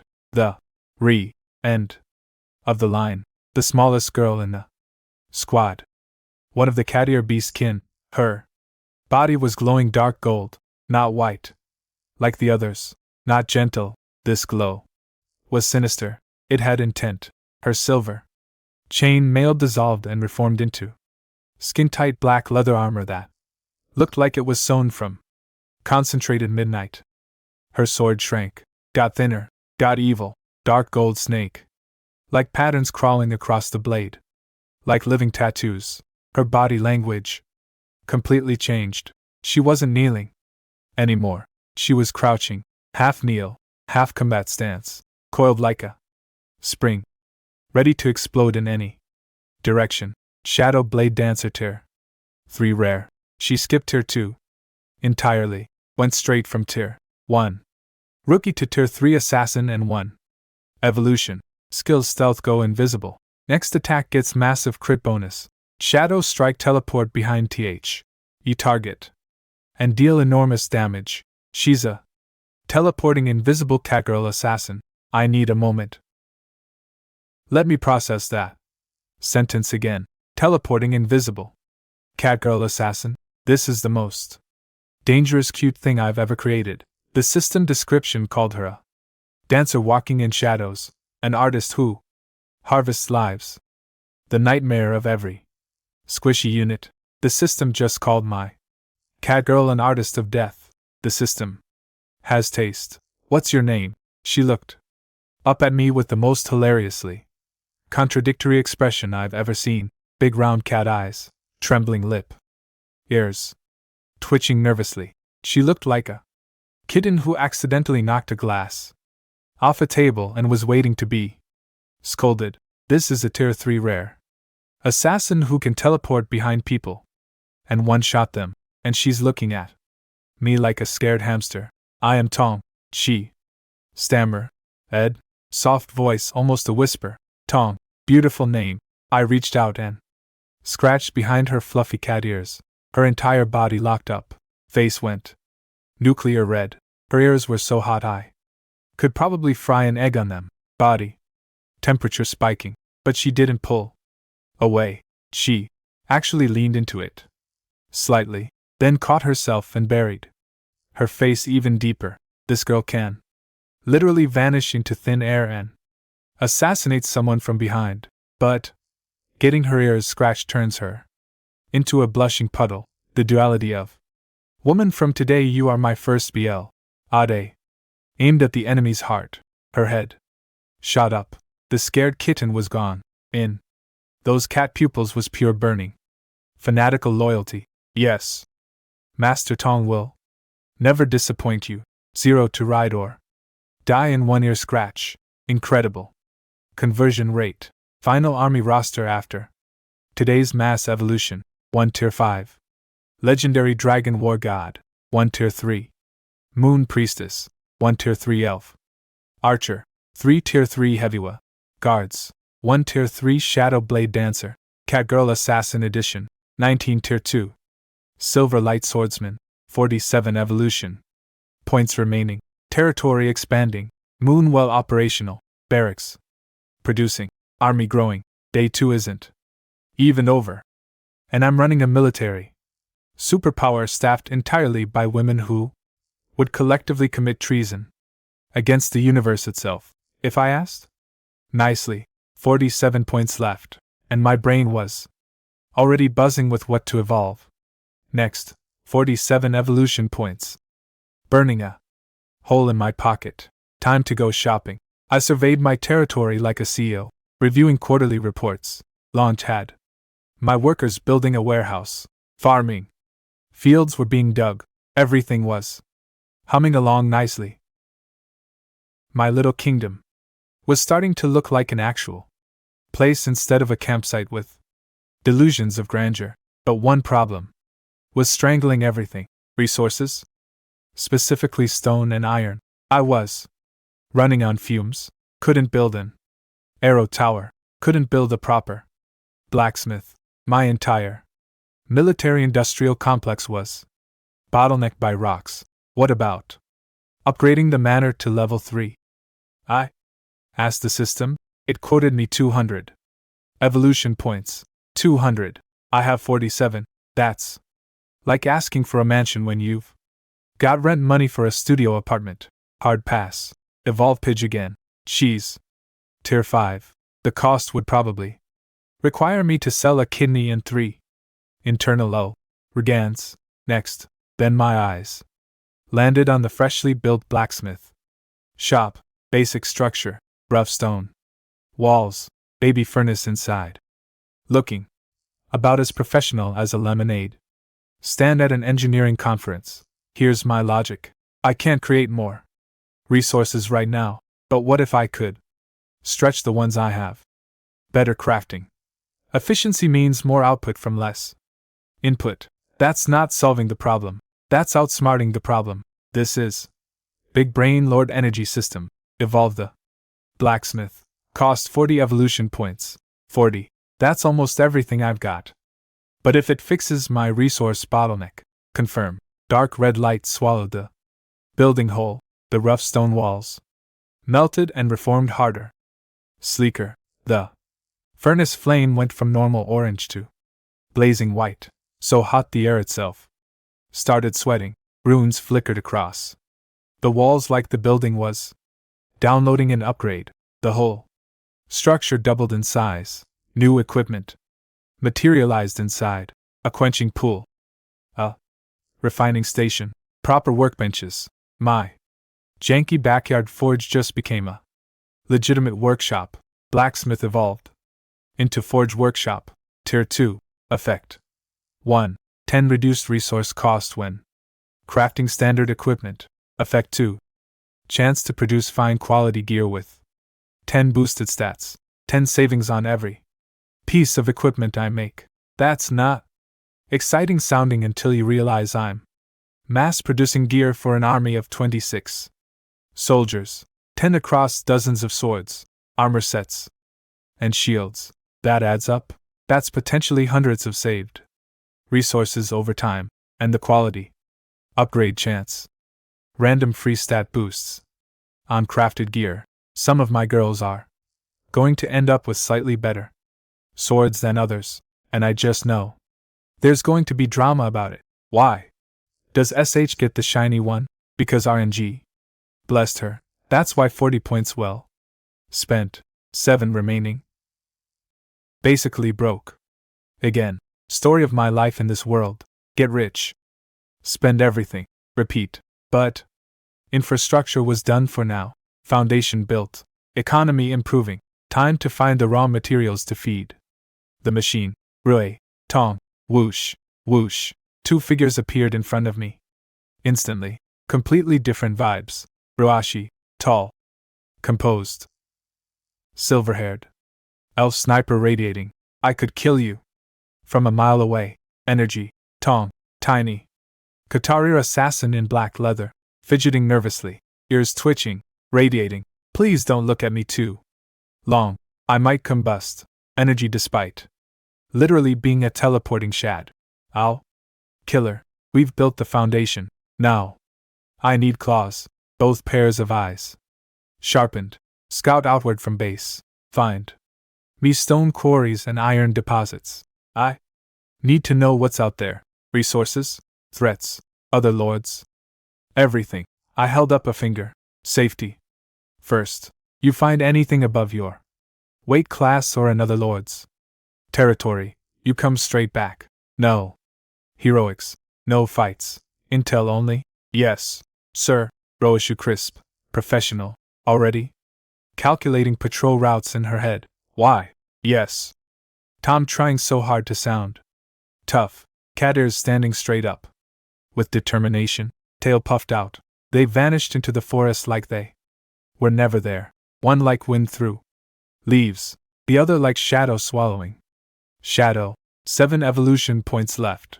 In army of evolved warriors, a forge, turning out better gear, a moon well, fueling my troops, scouts in the field, hunting for resources. I clenched my fist and stared out at the endless forest stretching to the horizon. This continent has billions of lords on it. Most of them are struggling to survive. Day 3. Wang Ting thinks he owns Blood Moon Forest with his rank talent and Griffin Knights. He has no idea that somewhere in his territory, a man with an SSS rank unique talent is quietly building a war machine made of dragon warriors, elf snipers, moon priestesses, catgirl assassins, and an ever-growing army of silver-armored swordswomen. The curtain on this competition just went up, and I haven't even started showing my hand yet. I was standing on my balcony like a proper lord, sipping the metaphorical tea of satisfaction, watching my kingdom actually look like a kingdom for once. Launch had the workers organized like a tiny military-grade project manager in holy robes. Warehouse built, resources sorted and stored, instead of lying around like a hoarding episode. Farmland being dug by enthusiastic swordswomen whose idea of agriculture was stab the ground until food happens. The moon well was pumping out life energy, keeping everyone tireless, and honestly the whole scene looked like a fantasy recruitment poster. Then 2 blurs shot out of the 4ST and skidded to a halt below my balcony. Roy and Tom, my scouts back from recon. Roy reported first. Calm, professional. 0 wasted words. Stone quarry 3 kilometers southeast. Unguarded, ready for mining. Stone, unlimited stone, just sitting there waiting for me like a present. Nobody wrapped. Resource crisis partially solved. And Yutong, the little cat-haired assassin, knelt in the shadows, somehow finding shade, even in broad daylight. It's like darkness follows this girl around out of loyalty, and spoke in her tiny soft voice. A master 5 kilometers north, abandoned mine full of iron ore. But her ears drooped that it's occupied by kobolds. Kobolds, those dog-faced little hoarder gremlins that live in holes and collect shiny rocks. Low intelligence, lower hygiene. They're basically the raccoons of fantasy worlds. Annoying, numerous, and nesting inside my future iron mine. How many? About 40 or 50, mostly tier 1 miners, 7 or 8 tier 2 overseers, and something stronger deep inside. I couldn't get close enough to confirm. Iron mine, plus a camp full of evolution point pinatas, plus a potential mini boss at the bottom. This isn't a problem. This is a gift wrapped opportunity delivered directly to my doorstep by the universe's customer service department.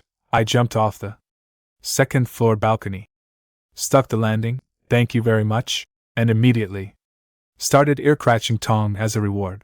Her whole body went rigid, face tomato, red ears vibrating, tail doing something between a wag and a seizure. This lethal shadow assassin turns into a malfunctioning plushie every time I tee. Ouch. Her ears. It's incredible. I'm never getting tired of this. Time to divide and conquer. Raashu, take 5 silver swordswomen to the stone quarry. Mine everything. Guard the perimeter. Yes, master. Clean salute. Gone in 2 seconds. Efficiency incarnate. Lani, she came running from the farm field, white robes bouncing in ways that would distract a lesser leader. I am a focused leader. I noticed nothing. Moving on. Hold down the fort, finish the warehouse and farms, then build arrow towers for defense. She nodded with the intensity of someone being trusted with a nuclear launch code. I will protect our home. Master Hajwan, my dragon war god, was casually cleaning her flaming great sword by the moon while like it was a Sunday afternoon hobby. Red battle. Armor. Black hair tied up. Face that. Said. I'm bored. Please give me something to destroy. Assemble. Chuanja guards, silver swords, women tong. Everyone. In less than a minute. 23. Warriors stood in perfect formation. Outside the manor, Budwan at the front. Tier 5. Legendary war god. Dragon. Sword on her shoulder looking like the cover art for a game that cost 70. 3 Xuan guards behind her, walking. Fortresses. Tower shields planted. Eyes. Cold. As winter. 14 silver swords women. Tier 2 gleaming armor. Sharp swords. High morale. Ready to prove themselves. And hiding in the shadows at the very back. Barely visible, radiating. You won't see me coming. Energy. Tong. My. Pocket assassin. Target. Cobalt mine. 5 clicks north.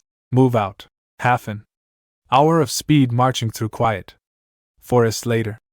We arrived at a low hill, with a dark cave mouth gaping open like nature's ugliest yawn.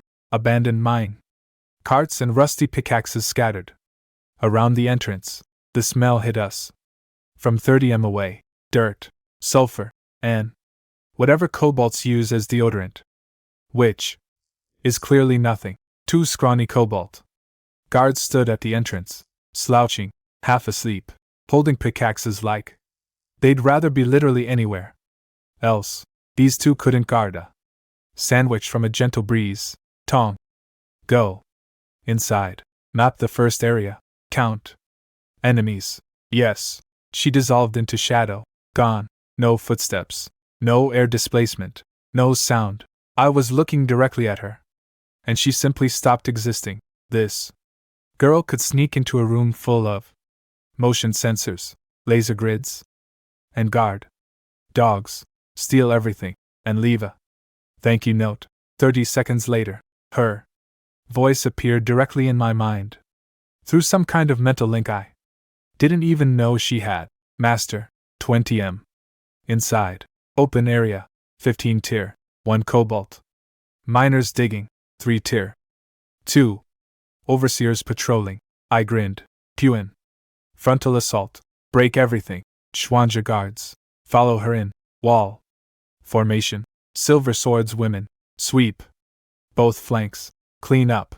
Tong. Those 3 overseers are yours. Pudwan's smile was the scariest thing in this forest. Her dragon blade's runes started glowing. The 3 Chuanja guards raised their tower shields in unison like a steel curtain. Dropping.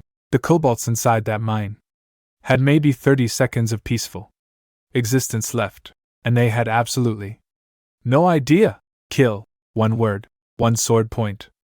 FO. Reward. That's all it took. Puin exploded toward the cave entrance like a cruise missile with dragon horns. Every footstep cracked the ground beneath her. Those 2 sleepy kobold guards at the entrance woke up just in time to see a flaming great sword the size of a surfboard coming at their necks at approximately the speed of regret. Swoosh. 2 heads airborne simultaneous. They flew in opposite directions like the world's worst fireworks display. Blood painted the cave entrance red. They didn't even get to scream. Their mouths were still open in the beginning of a scream position when their DS separated from the rest of the situation. Fastest career change from guard to decoration I've ever witnessed. 2 evolution points. Puin didn't slow down. She barreled into the mine, shouting for the master, which is both flattering and terrifying when yelled by a woman carrying a sword on fire. Inside.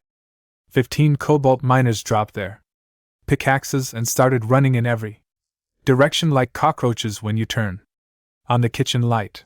Total chaos. Pure panic. Beautiful. 1 cobalt overseer, slightly taller, holding a whip, started screaming at the miners to fight back. Even whipped one of the runners. Bro, your motivational techniques need work. Also, you have about 4 seconds to live. My 3 Xuanha guards sealed the entrance behind Puin like a steel curtain dropping on a stage. Nobody getting out. This cave was now a locked room with predators inside. 14 silver swords women flowed through the gaps in the shield wall like Maku, through cracks. They were beautiful in combat, every swing precise, every dodge graceful. Their silver armor caught the torchlight as they danced through kobolds like ballerinas at a butcher shop. / cobalt heads rolling like bowling balls. My brain was getting flooded with evolution point notifications. The sound was basically a SLOT machine that only hits jackpots and tong, oh, tong. A shadow appeared behind one of the Tier 2 overseers.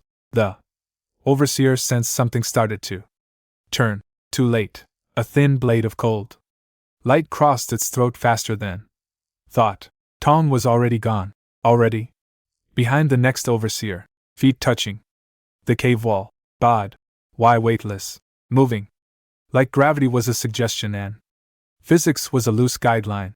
1 strike move. 1 strike move. 3 overseers. 3 kills. 0 sounds. She fought like water flowing downhill. Inevitable. Silent. And impossible to stop.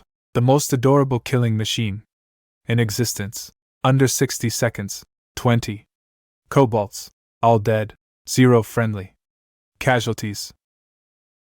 My girls didn't have a scratch on them. 24 evolution points. I nodded, pleased. This was like watching a professional sports team play against kindergartners. Entertaining. Absolutely fair. Not even remotely. Then the cave roared. Not a kobold screech. A deep, angry, earth-shaking bellow from the depths. The walls vibrated. Dust rained from the ceiling. Something heavy was coming. Thud, thud, thud. Footsteps like a bass drum. Getting closer. Getting louder. Out of the darkness emerged a kobold twice the size of the others. Crude armor made of rocks and animal hide. In its hand, a twisted staff topped with a murky yellow crystal. Its eyes were different from the regular kobolds. Smarter, meaner. The look of something that actually had a plan. Kobold Geomancer, Tier 3. Elite skills, Earth Spike, Falling, Rocks, Rock Armor, a spellcaster. The first enemy we've faced that uses magic offensively. The system description called it the absolute ruler of the mine. Ruler for now, buddy. Eviction notice just arrived. Behind it, another 20+ miners poured out of the tunnels, eyes glowing red. Weaponized. Pickaxes raised. The Geomancer had rallied its reserves. Cannon fodder with tools. Interesting. I smiled. Let's see what you've got. Juan. Smash through that rock armor. Chuanja guards. Hold the line. Protect the swords, women. Tong. I want its eyes. Yes, sir. The Geomancer slammed its crystal staff into the ground. The entire cave floor erupted. Stone spikes shot upward like a field of deadly stalagmites, aiming directly at my troops' feet. Earth spike. Shields down. My Xuanjia guards moved. Instantly, 3 tower shields hammered into the ground. Boom, boom, boom, forming an iron wall. Stone spikes shattered against the shields like glass, hitting concrete. Ding, ding, ding, ding. The sound of a hunt failed. Attacks. A few spikes slipped through toward the swords women behind. But my silver girls were nimble now. Tier 2. Agility. Battle-hardened reflexes. They twisted, jumped, pivoted between the spikes in the tight space like combat dancers. Not a single one got hit. Every dodge looked like choreography. Now, while its recovering charge, Puin, became a red lightning bolt. She blew through the cobalt meat shields like they were made of tissue paper. Bodies flying sideways with broken bones, ragdolling into walls. The Geomancer's beady eyes went wide.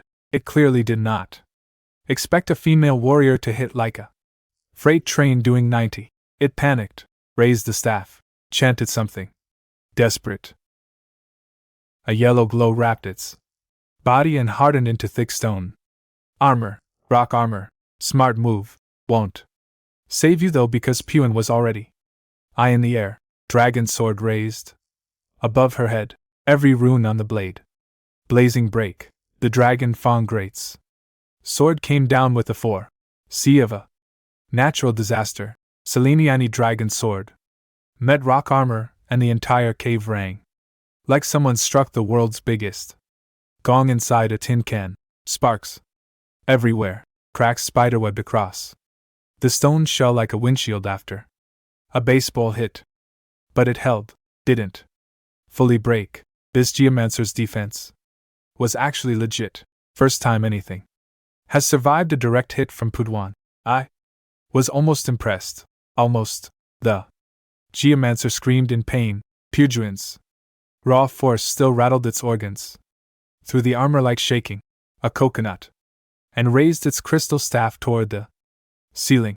Oh no. Falling rocks. The entire cave started having an earthquake. Boulders broke loose from above and rained down like the sky decided to become the floor. Rocks the size of refrigerators falling on my troops while they were fighting cobalt miners in tight quarters, heads up. Shields. My Schwanger guards went full turtle mode, shields overhead, covering themselves and the swords women behind them. Boulders slammed into their shields and bounced off. These women could probably survive a building collapse. They're built different. But the rockfall was too wide. Some of my swords women in the middle of combat had to dodge falling death boulders while simultaneously fighting kobolds. It was chaos. The kind of chaos where one wrong step means pancake. Then I saw it. The geomancer's fatal mistake.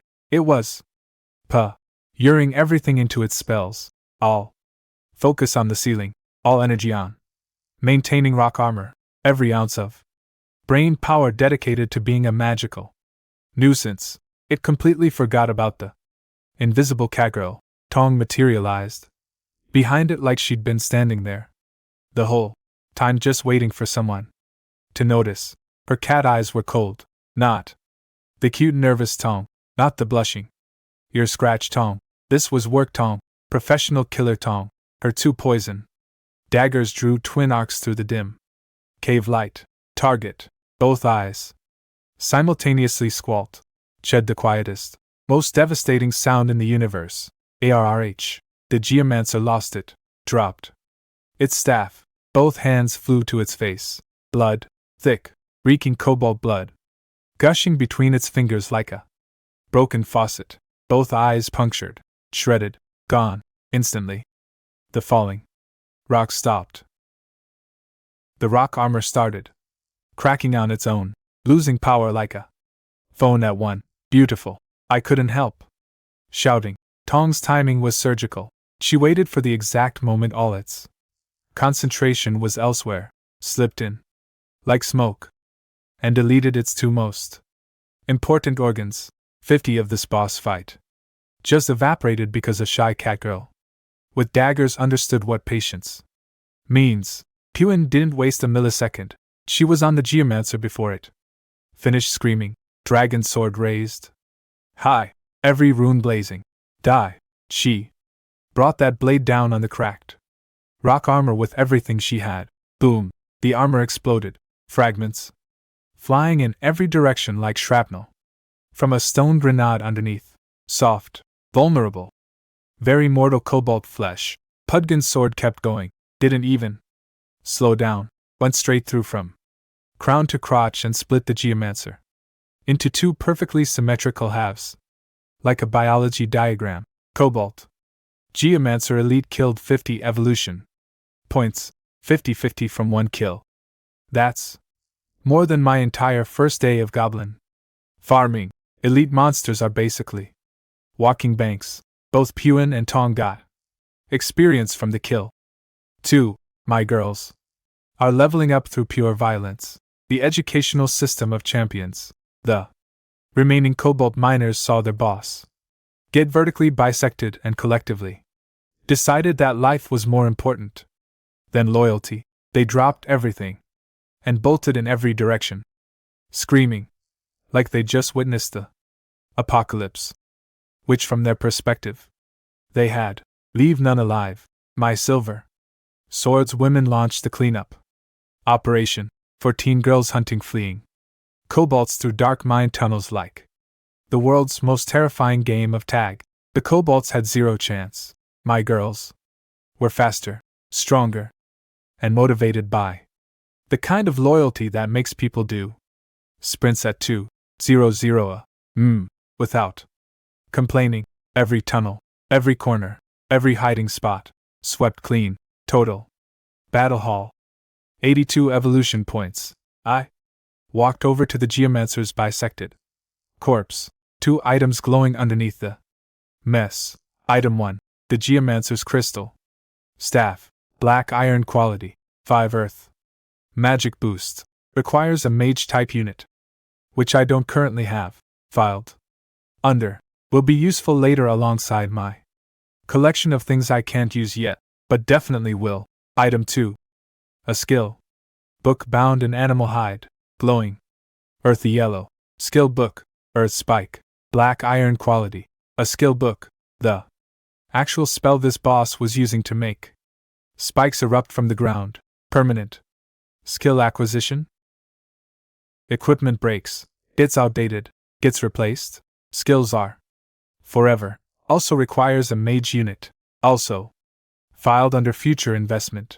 2 solid drops, not game breaking, but the kind of loot that makes you feel like you're building towards something bigger, like finding puzzle pieces you can't use yet, but you know they'll complete the picture eventually.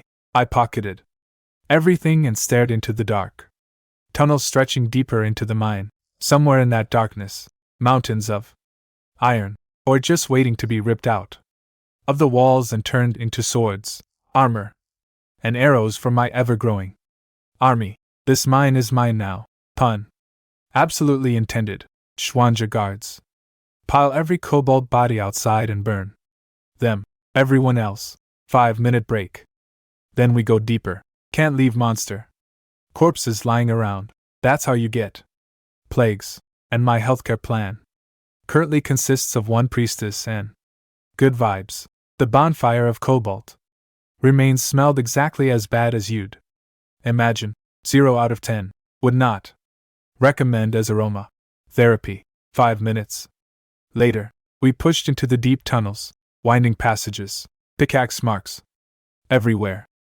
Air thick with wet mineral smell. This mine had been here a long time. The kobolds didn't build it. They just squatted in it like the world's worst tenants. Tuan walked beside me, dragon sword ready, red eyes scanning the darkness like built-in night vision. Master, this tunnel seems ancient. Yeah, and look at these walls. The deeper we went, the more iron veins I could see exposed in the rock. Thicker, denser, more frequent. My resource-starved brain was starting to tingle. Then the tunnel opened up and my brain exploded. A massive underground cavern ceiling, covered in stalactites, and in the center a gigantic vein of high-grade iron ore running through the cave like a sleeping black dragon. The metal surface reflected our torchlight with this deep, gorgeous shimmer that made my inner industrialist weep with joy. This wasn't a small iron deposit. This was a medium-sized mine, enough iron to arm an entire army, enough to build walls, forge weapons, upgrade buildings, make tools. Everything I've been bottlenecked on since day 1 was just sitting here, in the dark, waiting for me to show up and claim it. We're rich. My swords? Women started cheering. Even the stoic ones were grinning. Everyone understood what this meant. Then reality tapped me on the shoulder.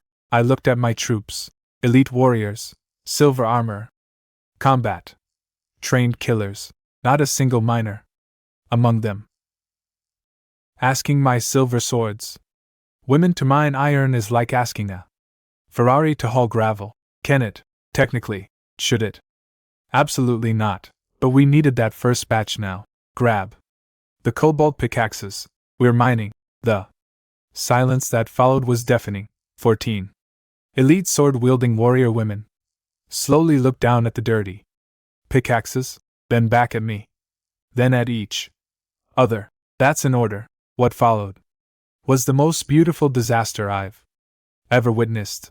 Gorgeous girls in silver armor, swinging heavy mining tools. They clearly had zero training with. Every strike was wrong, the angles were wrong, the posture was wrong. One girl kept hitting the wall with the handle instead of the head. Another one swung so hard she spun in a complete circle and almost hit the person next to her. They were sweating, hair sticking to foreheads, armor getting dusty, clothes getting disheveled underneath. Battle-hardened warriors brought to their knees by rocks. I was watching my elite assassination squad lose a fight against geology, definitely hiring professional miners when we get back. This is painful to watch. Then Tong pinged my brain. Through our mental link, Master, I found something over here.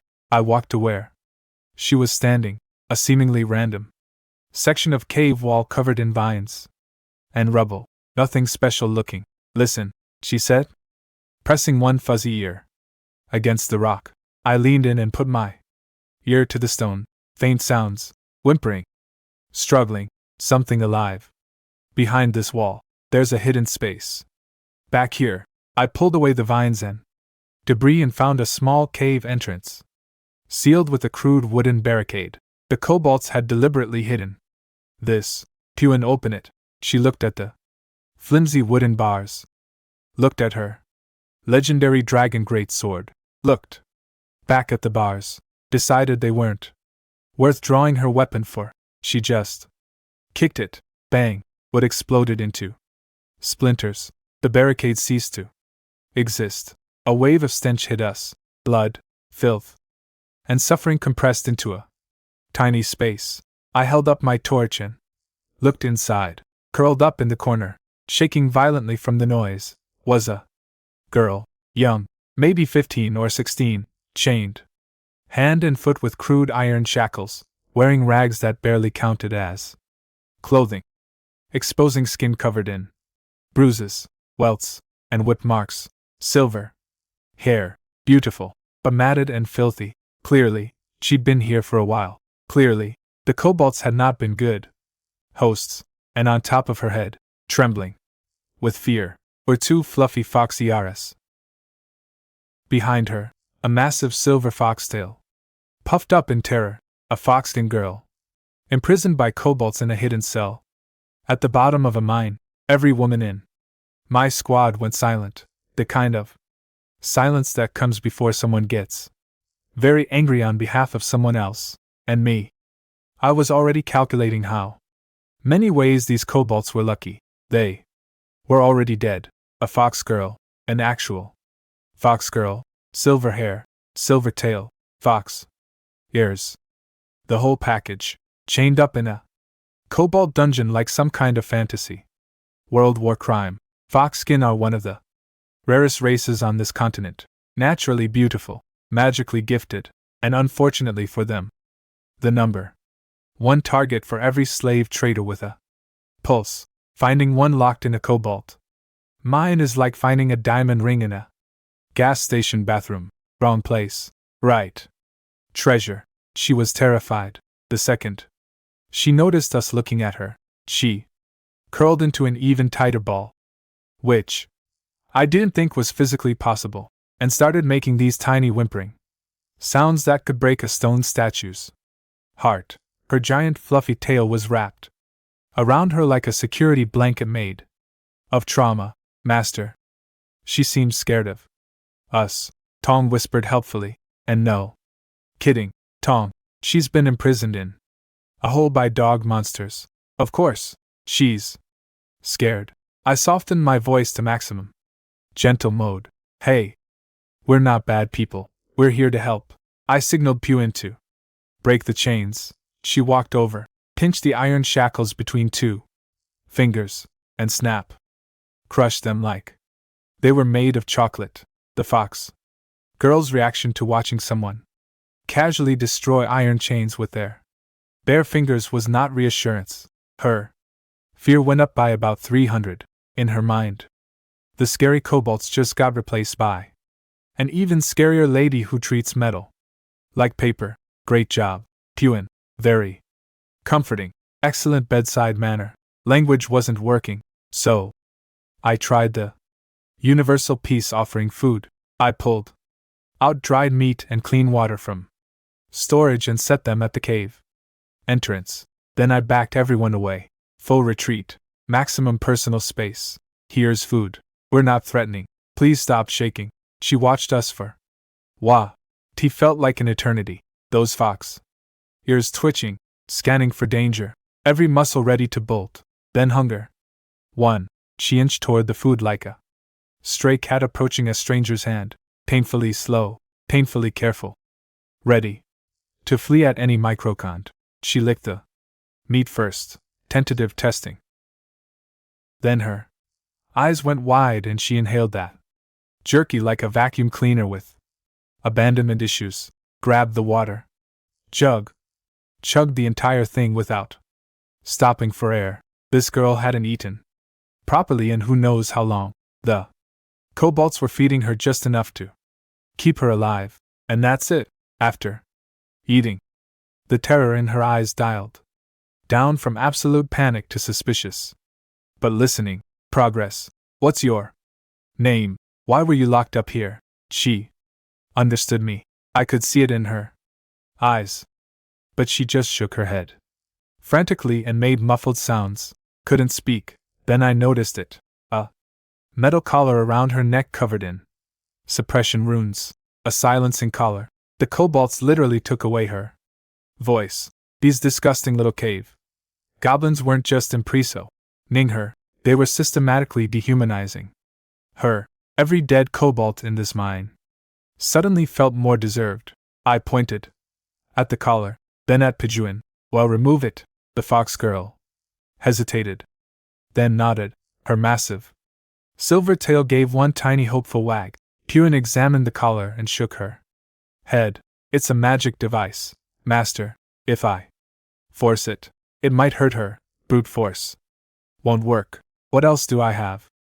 Then a light bulb went off in my brain so bright it could have lit the entire mind. What if I evolve it? I reached out and touched the cold metal collar. My talent activated. Detected. Low quality. Silencing collar. Can be evolved. Cost 10 evolution points. It works on enemy equipment. 2. My talent can evolve literally anything. A torture device worn by a prisoner. Sure. Why not? Confirm.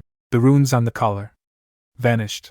The metal shifted, transformed, became sleeker and prettier. And then click, the lock popped open by itself. Silencing collar evolved into ownerless storage collar. I gently removed it from her neck. The system told me it now had 1 cubic meter of storage space and could be bound by blood. I just turned a slave collar into a magical invent. Ori bag. My talent didn't just free her, it turned her shackle into a useful item. Infinite evolution doesn't follow rules. Infinite evolution makes its own rules. The fox girl immediately started coughing violently, gasping, gulping air like someone who'd been held underwater. Her face went red, then slowly returned to normal as her lungs remembered what unrestricted breathing felt like. Then she looked up at me, green eyes, pure crystalline emerald, staring at me like I'd just performed an actual miracle. Her hand went to her bare neck. No collar. For the first time in who knows how long, nothing around her throat. Thank you? Her voice was tiny, scratchy, from disuse, cracking like it hadn't been used in weeks or months, but in the silence of that underground cavern, it rang clear as a bell. 3 words. The first word she'd spoken in God knows how long, and she chose to use them on Me. I'm not getting emotional. I'm a lord. Lords don't get emotional over rescued fox girls with big green eyes and fluffy tails. Okay. Maybe a little emotional. She could finally talk, and the first thing she did was almost cry. I'm Wayne. I'm from the Silver Moon Fox tribe. Her voice was scratchy and used like an instrument that hadn't been played in months. But underneath the rust, beautiful, the kind of voice that makes you stop and listen. You pretty name. I said that casually while my eyes were doing something very different, namely scanning her stat panel and trying not to have a cardiac event. Name, UN race, Silver Moon Fox. Level 00, Tier 0, Loyalty 90, Deeply Grateful Potential S Rank S. Rank Potential. My heartbeat went from normal to drum solo in about half a second. She's level 0, no skills, no job class, no combat ability whatsoever. She's basically a wet kitten wrapped in rags, but that S sitting in her potential slot was glowing brighter than everything else on the screen, and she has an A rank innate talent, Moonlight. Affinity. All stats boosted 20 under. Moonlight. Mana Rekov. Re-up 50 at night. She's literally powered by the moon. Combine that with my moon. Well, that already buffs female units and moonlight energy. And my brain was doing math so fast it was smoking. This fox girl is a nuclear warhead disguised as a scared puppy. I kept my face calm. Lords, don't drool over stat panels in front of traumatized teenagers. That's called being creepy. And I'm better than that. Where's your family? I asked. Gently, her ears drooped, her tail went limp, her whole body language collapsed. Like a building losing its foundation. My home was burned by bad humans. Mama and Papa died protecting me. She was crying now, quiet, broken, crying, the kind that doesn't make noise because you've cried so many times the sound ran out. I was captured, sold far away. Then the kobolds bought me and locked me here. Every swordswoman behind me was tearing up. Pudrin's hand went to her dragon sword and she started radiating. I will find those slavers and do unspeakable things to them. Energy so intense I could feel the temperature rise. I reached out and gently patted Yuan's messy silver hair. She flinched, instinct from months of abuse, but didn't pull away. A tiny victory. It's over now. Nobody is ever hurting you again. I looked her directly in those green gemstone eyes. You ain't. You have no home, no family. Let me fix both of those problems. Join my territory. Become one of my people. I can't promise you everything, but I can promise you this. As long as I'm alive, you're safe. And you'll have a home. Was I partly motivated by her strength potential? Obviously. But was I also genuinely angry about what happened to her and wanted to protect a traumatized orphan fox girl? Also, obviously, the two things aren't mutually exclusive. Good business and good morals can coexist. She stared at me, tears streaming, fox ears twitching, that massive silver tail slowly, hesitantly lifting off the ground. I am willing. She nodded hard, enough to scatter teardrops in every direction, and then the dam broke, full, sobbing, the ugly kind, the healing kind. Ding. Srank Wanderer has sworn loyalty. New citizen acquired. Welcome to the family. Kid. I pulled a clean cloak from storage and wrapped it around her, covered the rags, covered the bruises, covered the evidence of every terrible thing that happened to her. No more crying. You're one of us now. Then I handed her the storage collar. The one I just evolved from her slave shackle. Drop some blood on it. It's yours. She obeyed, and when she discovered the collar now had a storage space inside it, her eyes went completely round. Mouth formed a perfect O. Fox ears stood straight up. For one beautiful second, She wasn't a traumatized orphan. She was a teenager who just got the coolest present ever. I had her stuff. Some iron ore into the collar's inventory. To help carry our haul. She did it. Eagerly. Happy to be useful. Happy to be part of something. Final expedition. Summary. 82 Evelet. Ion points from combat. 1 massive iron mine secured. A geomancer staff and earth spike skill. Book. A storage collar. And 1 franc. Silver moon fox girl with moon powered abilities and unlimited potential. We marched out of that mine loaded down with iron or battle trophies and on. Very small fox girl wrapped in an oversized cloak walking close to my side, fluffy tail swaying gently for the first time since we found her. My army of warrior women had just adopted a little sister, and judging by the protective looks they were all giving, God help anyone who ever or tries to touch her again.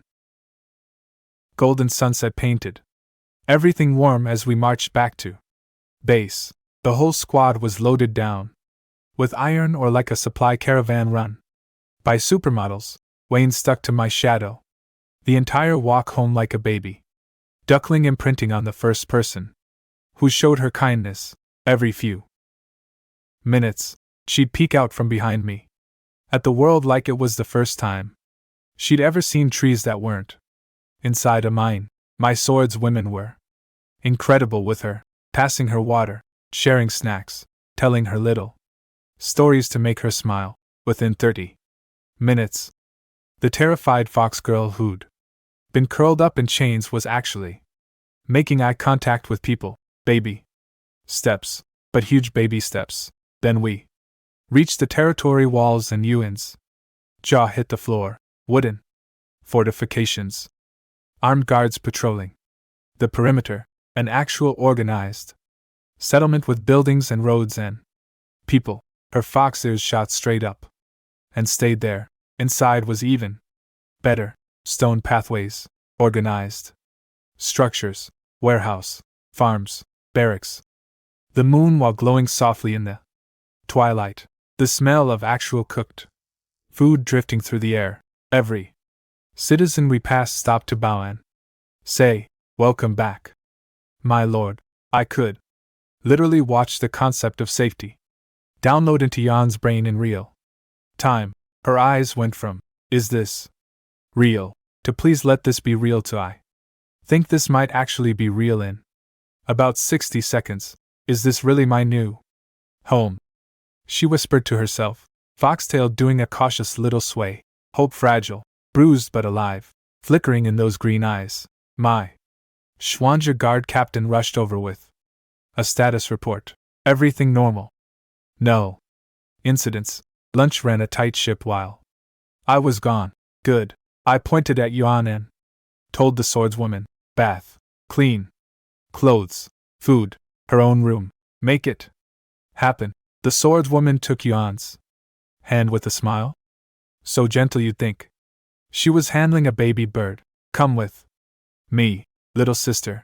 Yuan looked back at me one last time. I gave her a nod.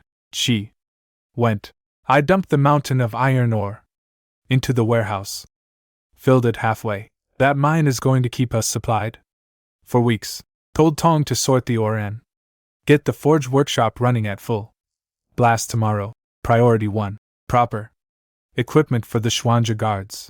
By the time I finished all the logistics, it was dark. I cleaned up, walked out of my room, and Yuan was standing in the courtyard, clean, fed, transformed. The filthy, beaten, half-starved prisoner from the mine was gone. In her place stood this porcelain doll of a girl in a simple white dress, silver hair cascading down her back like liquid moonlight, skin practically glowing under the moon. Her fox ears were pristine, soft, fluffy, twitching nervously. Her massive silver tail was swishing back and forth behind her in slow, anxious waves. She was stunning, not in the warrior goddess way like Pudwan or the ethereal priestess way. Like Lan Chi, Yuan's beauty was delicate, fragile, the kind that makes you want to build a fortress around it. And postcards, Lord, she was fidgeting, with her dress hem like she was standing in front of a school principal. Relax. Did you eat? Why, yes. It was really good. Room okay. Need anything? It's nice. Everyone's been really kind to me. Each answer a little longer, a little less terrified. The ice was melting one word at a time, after sending her to bed. I climbed to the top floor of the manor and looked out over my kingdom at night, torchlight flickering across the settlement like earthbound stars. Quiet, peaceful. My brain shifted into planning mode. Wayne, rank potential. Rank moonlight affinity talent. She's destined to become a mage, specifically a moonlight mage who goes absolutely nuclear after dark with my moon while already boosting moonlight energy. She'd basically become a walking artillery platform every night. But mages need a class Chan G building, a mage tower or magic temple. Those blueprints are rarer than hen's teeth on this continent. Nobody's selling. Nobody's sharing. I need to find one somehow, filed under critical priority in my brain alongside Don't Die and Deal with Wong Tongue. Eventually, then I checked my evolution. Points 1, 580. 1. 580. I stared at that number for a full 10 seconds from scraping together single points by stabbing lone goblins on day 1 to sitting on 1500 from one mine rate. The growth curve of my operation was going vertical. Time for another major upgrade. I grinned in the darkness, the flickering lights of my territory reflected in my eyes. 500 points. Enough to evolve something big, something game-changing, something that would make Wong Tong and his little Griffin Club look like a children's birthday party. The only question was, what do I spend it on? Night. Rooftop. Wind in my hair. 580. Evolution points burning in my pocket. Like a winning lottery ticket I hadn't cashed yet. What do I spend it on? Upgrading troops. My silver swords women and Xuanja guards would need thousands of points each for their next evolution. 1,000 points wouldn't even cover half. Past buildings, the barracks and forge are nice, but they're branches. Branches don't grow without a stronger trunk. Then it hit me like a lightning bolt made of pure genius. The territory core, the literal heart of my entire domain, the thing that powers everything. If I upgrade that, everything gets better. Not one thing, not two things, all things. I marched downstairs to the secret room beneath my manor. There it was, a head-sized white orb floating in the air, spinning slowly, glowing softly, the central nervous system of my entire kingdom. It looked peaceful. It was about to get very upgraded. I touched it, cool and smooth, like holding a giant pearl made of concentrated potential. Evolve cost 1,000 evolution points. 1,000. This single orb just 8 more points than my entire first 2 days of goblin farming combined. The system doesn't even pretend territory cores are affordable. This is sell your house to buy a bigger house. Economics confirm. The orb went supernova. White light exploded outward, RD, and hit every corner of my territory. Like a shock wave made of pure upgrade energy, the ground started shaking. Every single person in my domain woke up simultaneously. Guards, workers, sleeping swords women, Yuan in her new room. Everyone, they all felt the same thing. The earth beneath their feet was expanding. The territory borders pushed outward in real time, stretching, growing, claiming more land. Like my kingdom was taking a deep breath and getting bigger. The moon, which had been hiding behind clouds like a coward, suddenly broke through and beamed a spotlight directly onto my manor. Dramatic, extremely coincidental, probably not. Territory Core Tier 1. Evolved to Territory Core Tier 2. Good. Expected. But then mutation detected. Territory Core Tier 2 has undergone unknown mutation. My Idri Core. Mutated. Mutation successful. Territory Core evolved into Spirit Spring Heart. Tier 2. I read the stats and my knees went weak. Territory range expanded to 500,000 square meters.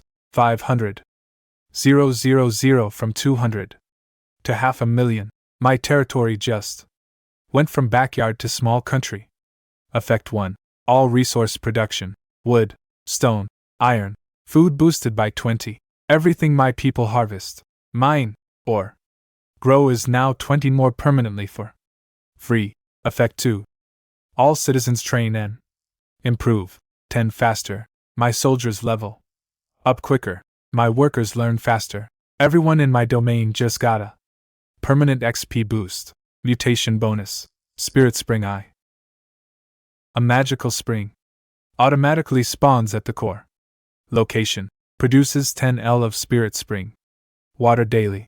And Spirit Spring water does, let me read this, restores stamina and mental energy, improves physical constitution over time. And here's the one that made my brain do a somersault. LT. Gradually increases potential increases. Potential. A drank farmer drinks this stuff for a few years becomes C rank. Maybe B rank. My weakest citizens will eventually become strong citizens just by existing in my territory and staying hydrated. This isn't an upgrade. This is a cheat code baked into the foundation of my kingdom, and it can be used to irrigate farmland, turning regular dirt into spirit soil that grows crops faster and better. My agriculture just went from medieval peasant farming to magical superfood production, while my brain was still rebooting. The floor cracked open. Right there in the secret room, a crystal clear spring started bubbling up from underground, forming a small pool about 1/2 meter wide. White mist curling off the surface. Smells so fresh and clean. It felt like my lungs got a spa treatment just from breathing near it. I scooped up a handful and drank. Every cell in my body celebrated. A wave of warmth surged through me, washing away all fatigue instantly. It was like drinking liquid sleep, 8 hours of rest, compressed into one sip. If I could bottle this and sell it, I'd be the richest lord on the continent before the week was over. This is the greatest thing I've ever created. Better than the moon. Well, better than the forge. This spring is my territory's ultimate secret weapon. Long term, it'll transform every citizen I have into something better than what they started as. Short term, it's infinite stamina potions on tap. I check my remaining points. 580 evolution points left. 580. Still a respectable fortune. And then my mind drifted to a certain silver-haired fox girl sleeping somewhere in the manor right now. Small, scared, level 0, no skills, no class, but S rank potential and an A rank moonlight talent. What would happen if I evolved her and S rank base with my SSS rank evolution talent applied to it? That's not just addition. That's multiplication. That's taking a diamond in the rough and hitting it with a divine polishing laser. The idea took root in my brain and immediately started growing like a weed on performance-enhancing drugs. 580 points. One fox girl and the most broken talent in existence. What could possibly go wrong?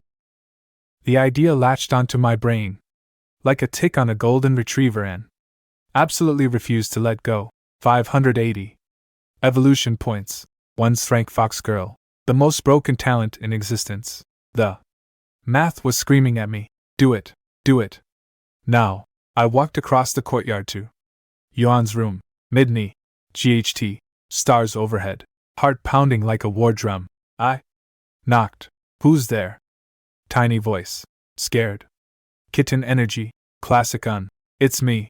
The Door cracked open and a fluffy silver head peeped through the gap like a fox. Checking if the coast is clear, she saw. It was me, relaxed and opened up fully. She was in a white sleeping gown 3 sizes too big, barefoot, on the cold wooden floor, silver hair flowing everywhere, fox ears twitching, tail doing that nervous curling thing, standing in the soft lamplight. She looked like a porcelain figure that someone forgot to put in a display case. Lord, it's late. Did you need something? I want to make you stronger. Strong enough to protect yourself. Maybe strong enough to protect others. Interested. Her eyes went confused. Then sad. But I can't do anything. I'll just be a burden. No. I cut that self-pity off at the knees. You have talent that would make most people on this continent cry with envy. You just never got a chance. I'm giving you that chance right now, but I need your trust completely. She looked at me deep into my eyes, searching for lies, tricks, ulterior motives, finding none. This is the man who broke her chains, fed her, clothed her, gave her a home and a room, and people who smile at her in her universe. I'm basically the sun. I'm willing. Whatever you want to do. I trust you. Loyalty 95. Devoted beyond doubt. Beautiful. Let's do this. Close your eyes. Relax completely. Don't resist anything. She closed her eyes. Eyelashes casting little shadows on her cheeks. Obedient. Trusting. Ready. I put my hand on her head and spoke the magic word. Evolve cost 500 evolution points. 500. Half 1,000. The single most expensive evolution I've ever done. More than Pujuan's legendary upgrade. More than the territory core. This fox girl better be worth every confirm. Holy light erupted from my palm and swallowed. Our whole. What happened next was, okay. Look, her clothes dissolved. The evolution light just to key her sleeping gown and turned it into sparkles. I was not prepared for this development. The system did not warn me about wardrobe malfunctions during evolution. There should be a disclaimer. Someone at Evolution HQ needs to fix this. But focusing on the important parts, her body was transforming at light speed. The malnourished frame filled out into something healthy and elegant. Skin went from pale to luminous, practically glowing from within. A silver crescent moon symbol materialized on her forehead, like a divine tattoo, and then her tail. 1 tail, 2 tails, 3 tails, 3 massive fluffy snow-white foxtails unfurled behind her like the universe's most magnificent feather duster, swaying gently in the air, radiating energy that was simultaneously holy and dangerously seductive. The system went berserk. Evolution successful. Potential upgraded to SS rank. Mutation triggered. Race evolved from Silver Moon Fox to Three-tailed Spirit Fox. Talent evolved. Moonlight Affinity A rank. MO. On Gods. Blessing S rank. UNA has awakened a unique hidden class. Moonlight Goddess. SS rank potential. Shrank talent. Unique. Hidden class. Three-tailed Spirit Fox. 500 points. Best investment in the history of investments. Warren Buffett. Could never. The light faded. Yuen opened her eyes. Those green irises now contained what I can only describe as an entire galaxy compressed into 2 eyeballs. Starlight, moonlight, and ancient powers swirling in emerald depths. She looked down at herself, felt the powers surging through her body, noticed the 2 extra tails, then noticed her current state of undress. EP. She dropped into a crouch so fast. She created a small wind gust, arms wrapping around herself, face going from glowing goddess to tomato with fox ears. In approximately 0.3 seconds, even her ERS turned pink. All 3 tails puffed up and wrapped around her like the world's fluffiest emergency blanket. I whipped off my outer coat and draped it over her shoulders at maximum SP. Ed, Smooth recovery. Very lordly. Definitely. Didn't stare. Nope. Not even a little. Moving on. Totally normal. Evolution. Side effect. Happens every time. Don't worry about it. She buried her face in my coat, inhaling the fabric, turning even redder somehow. TTH. Thank you. Mosquito volume. Maximum embarrassment. Loyalty 100. Until death and beyond. From 0 level prisoner to max loyalty. Goddess in 1 evolution. 500 points. Converted into the most devoted, most powerful magic user I will probably ever create. I opened her stat panel and my pupils contracted so hard they almost disappeared. What I saw made everything before this moment look like a warm-up act. I stopped breathing, literally. Forgot how lungs work. My eyes were glued to that stat panel like it contained the meaning of life, which for a lord in a survival world, it basically did. Let me read this out loud so everyone at home understands why my brain temporarily left my body. Race. Three-tailed spirit fox mutated class.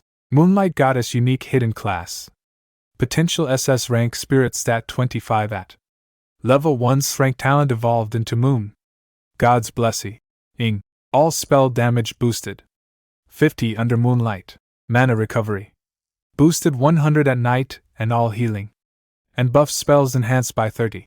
She has offensive magic. Moon arrow. A spirit. Scaling energy projectile. She has healing. Moon's blessing. Single target. Heal plus a 5 all stats buff for 10 minutes. And she has defense foxfire. Shield. 3 floating fox flames that absorb damage. She can shoot. She can heal. She can buff. She can shield. She's a DPS healer support tank hybrid. Crammed into one fox girl. She's a Swiss Army knife with ears and 3 tails. She's an entire party composition. Disguised as one small teenager. And at night time under moonlight, she becomes basically double everything. With my moon well already pumping moonlight energy into the territory, she's going to be the most overpowered magic user on this continent after dark. 500 evolution points. I turned a starving, traumatized, level 0 prisoner into an SS rank goddess with a unique hidden class. If there was a stock market for evolution investments, this trade would be illegal. Because the returns are too good. She was still on the floor wrapped in my coat like a silver-haired burrito with foxers poking out the top. 3 fluffy tails coiled around her for maximum coverage. Cheeks still radioactive pink. How do you feel? Anything hurt? And no, she squeaked from inside her coat fortress. There's just a warm power inside me. It feels nice. That's magic. Your magic. You're a moonlight goddess now. You can call down moonlight to attack, heal people's wounds, and protect yourself. I showed her the stat panel. Her eyes went enormous, full dinner plate mode, those green irises reflecting the glowing text. Like she was reading a letter from God, addressed specifically to her. This is me. The disbelief in her voice cracked. Something in my chest.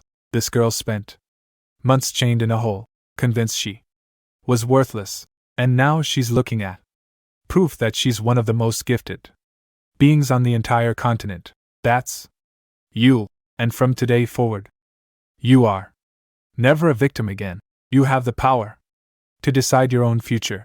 I pulled her to her feet. She was clutching my coat around herself like a security blanket.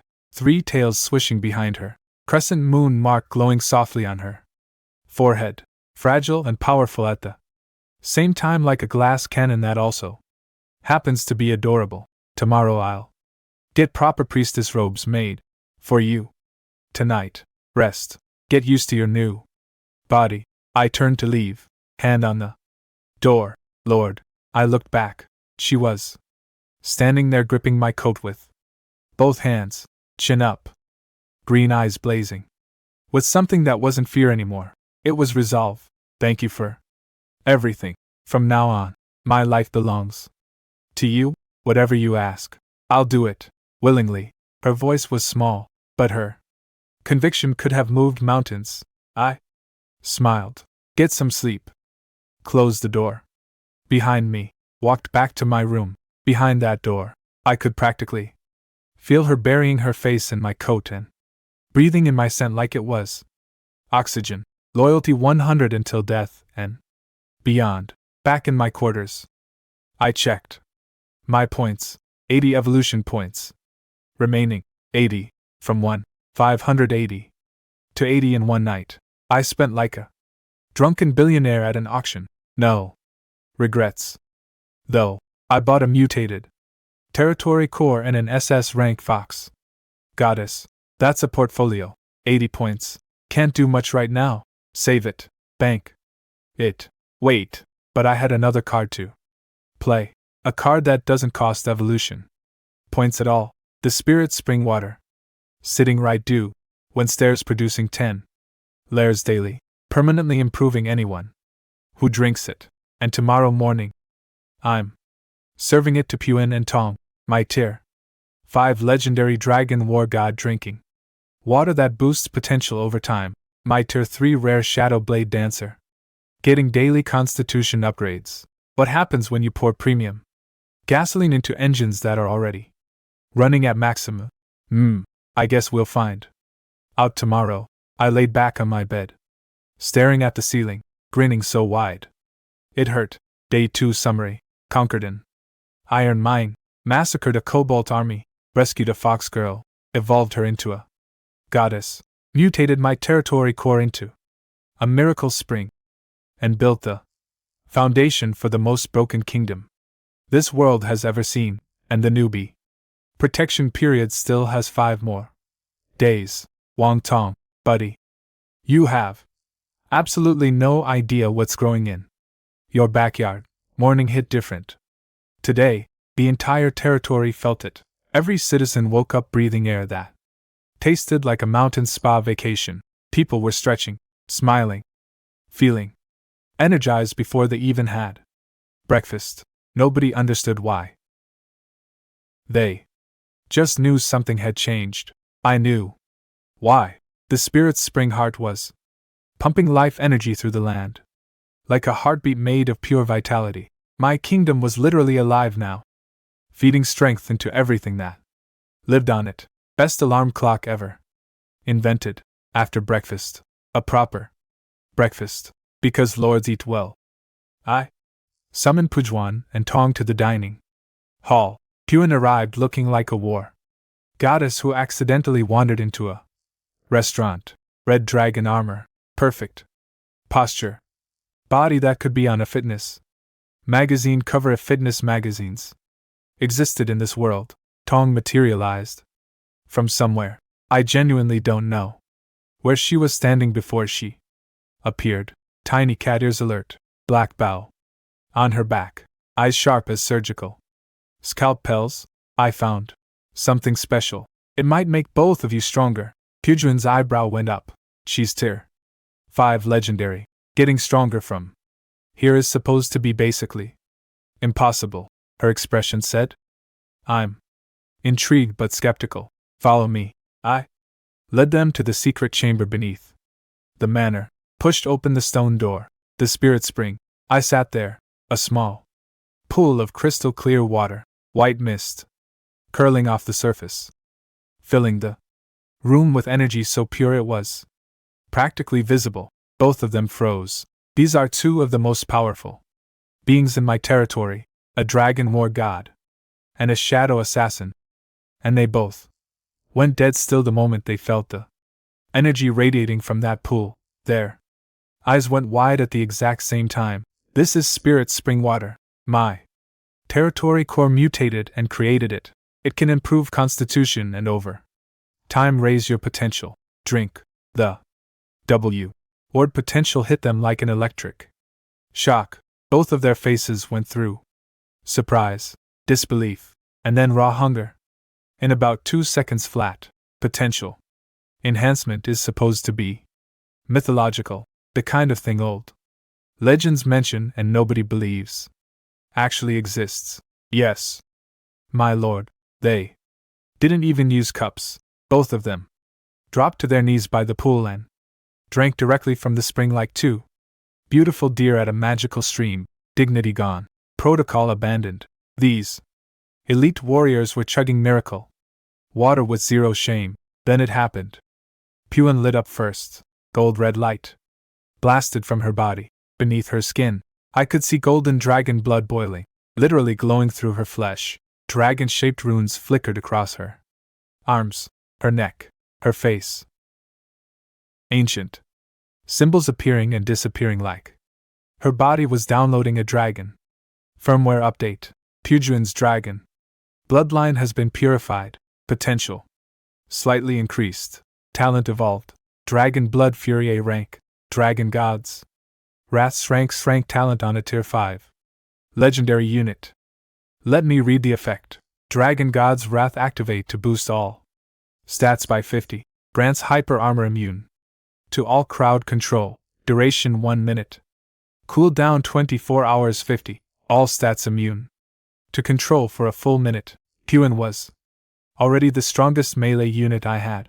Now she has an win button she can press once a day that makes her completely unstoppable for 60 seconds. If she activates this mid-battle, she becomes a force of nature, literally. Nothing can stop her, slow her, stun her, freeze her, or control her in any way. She just walks through everything and kills whatever she touches. This is obscene. Meanwhile, Tong's transformation was quieter, but equally terrifying. Green wind started swirling around her tiny frame. Her already sharp eyes went deeper, like looking into two pools that went down forever. Something ancient and perceptive woke up behind those cat-slit pupils. Tong's soul affinity with natural elements improved, potential slightly increased, skill evolved.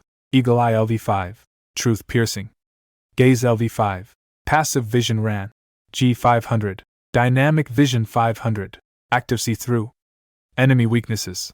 Next attack is a guaranteed critical hit that ignores 30 of target's defense. Guaranteed crit, ignoring armor.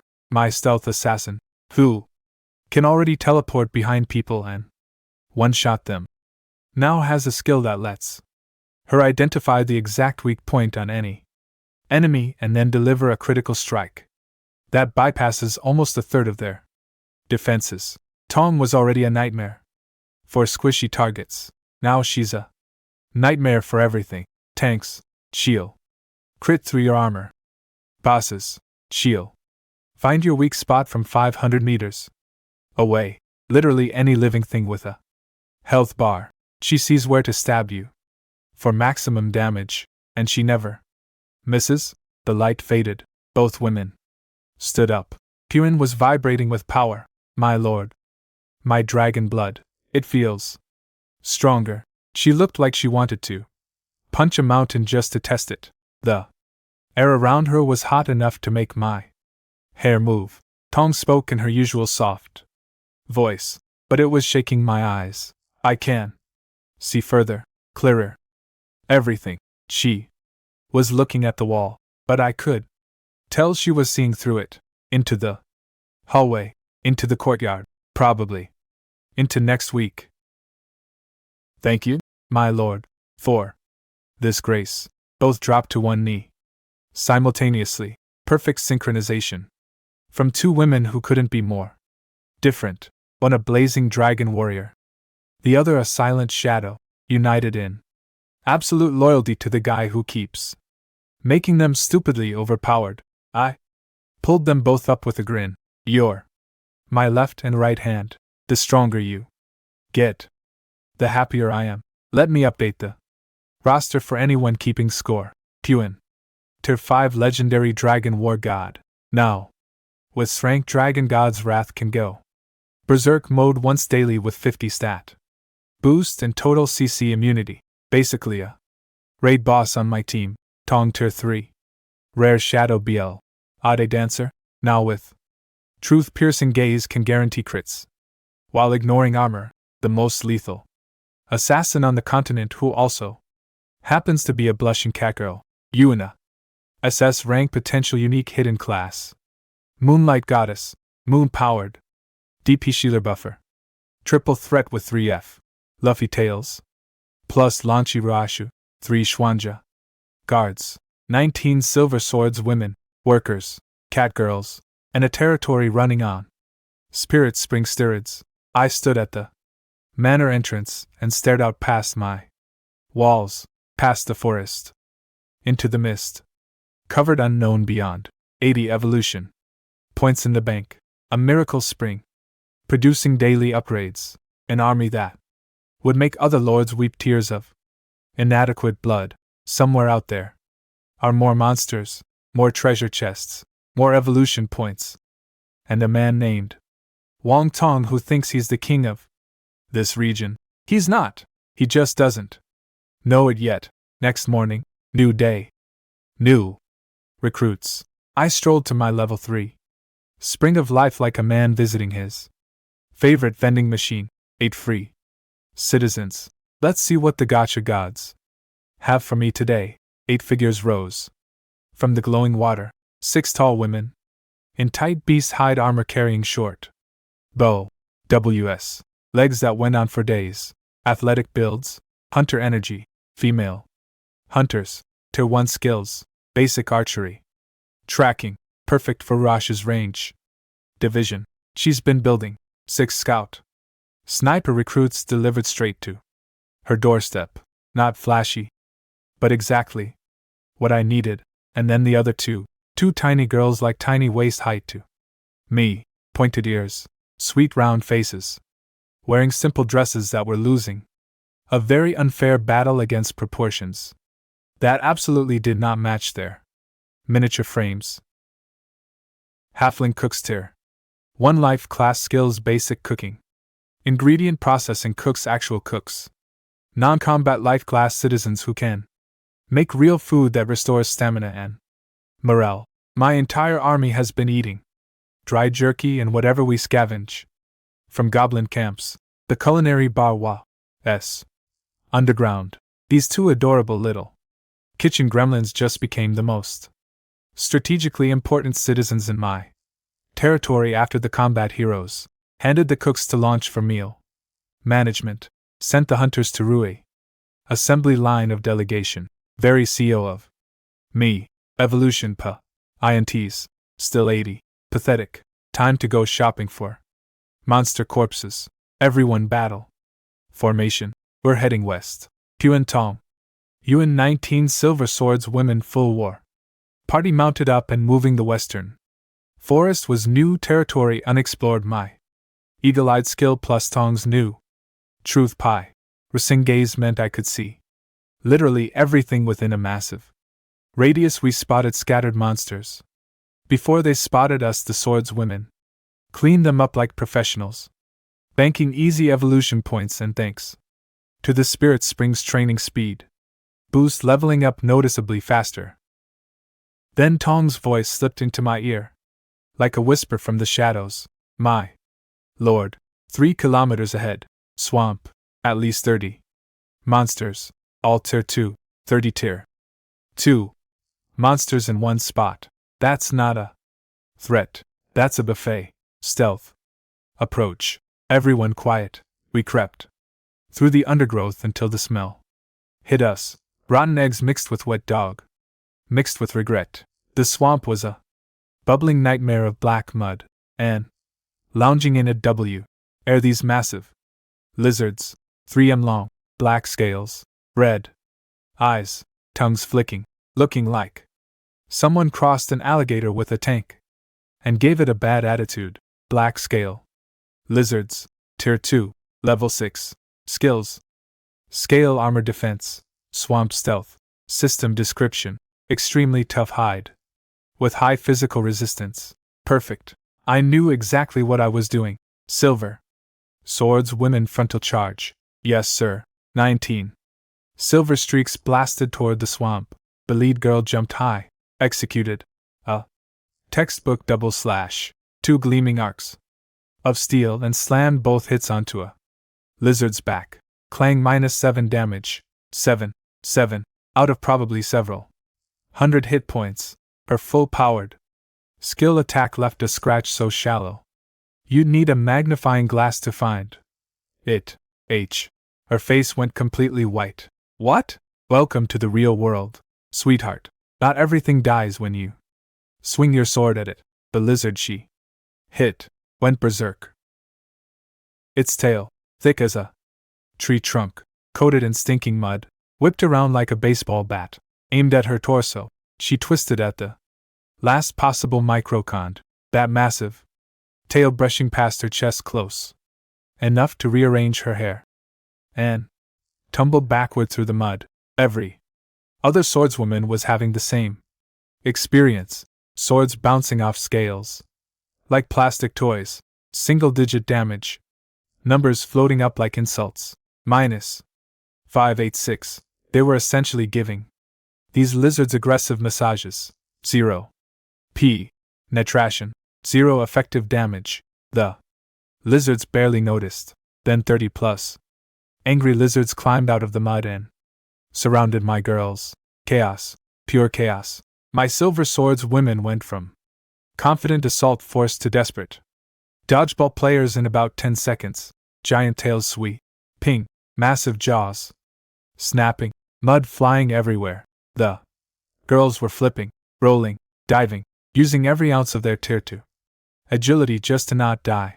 Their beautiful silver armor was coated in black swamp mud within minutes, faces splattered, hair ruined. One girl slipped and face planted directly into a mud puddle.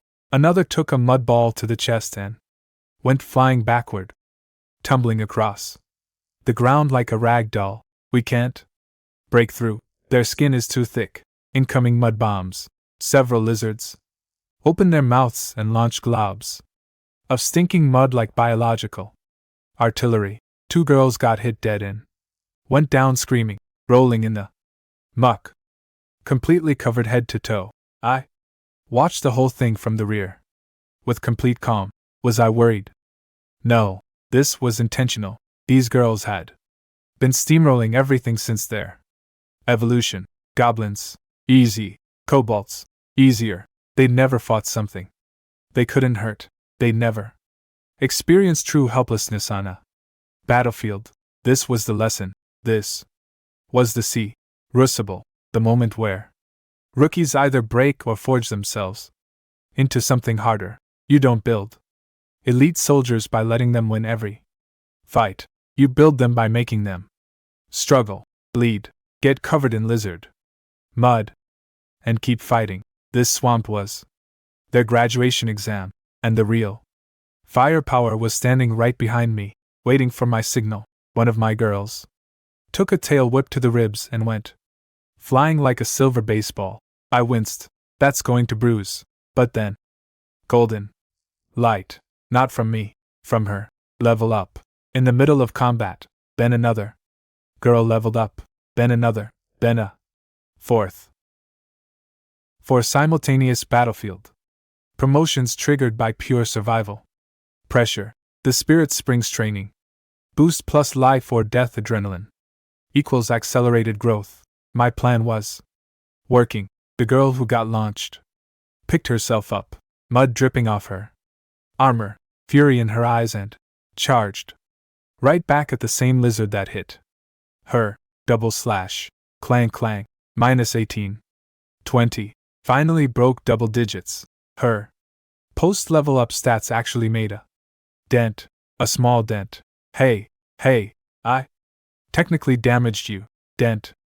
But progress. Problem. These lizards had about 500 HP each. At 20 damage per hit, she'd need to swing her sword approximately 25 more times to kill one. There were 30 of them. Physical damage wasn't cutting it. Literally. Time for Plan B, or more accurately, Plan Fox. You a master. Poor girl was white as paper. First time seeing monsters.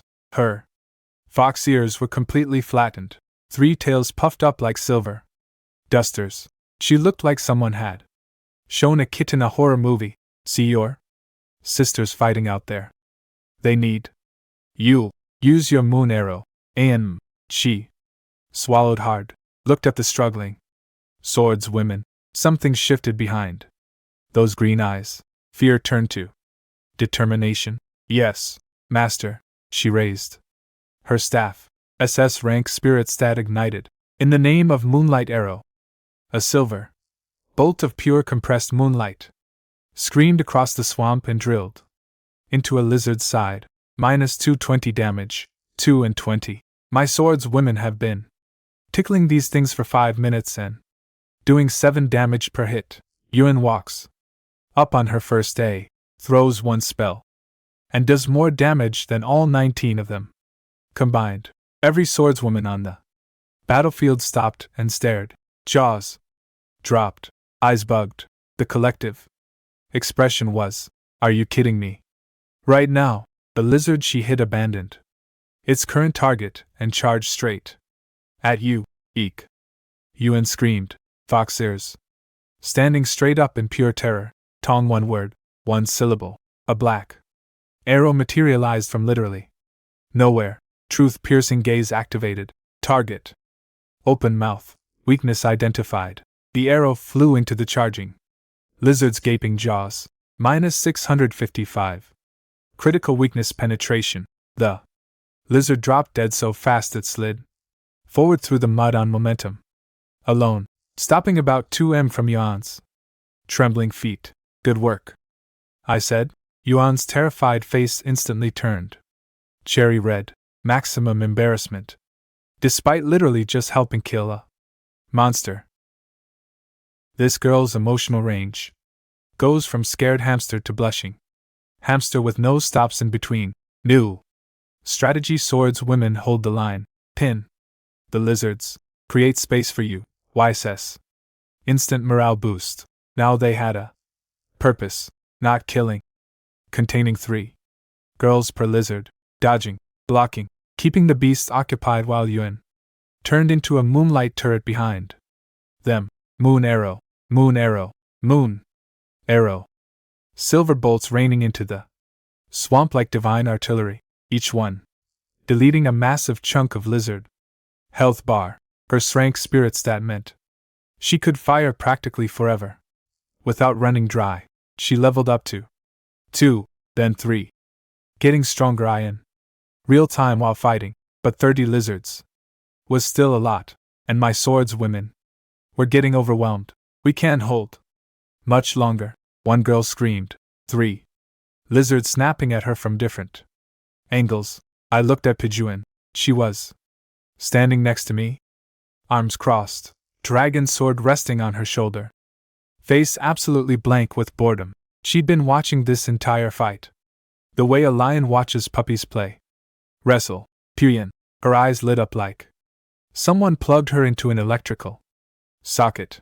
Go. She became a red comet, crashed into the lizard formation like a bowling ball hitting pins made of meat. The first lizard she touched didn't just die. It went airborne, launched 10 feet up. Those famous indestructible scales. Pijuan's dragon blade went through them like they were wrapping paper. -150. One hit kill. She landed. Stomped the ground hard enough to create a mud explosion, and spun her flaming sword in a full 360 horizontal arc. -1, 250. 1, 280. 1, 240. 3 lizards cut in half. Simultaneously, 6 halves of lizard flying in 6 different directions.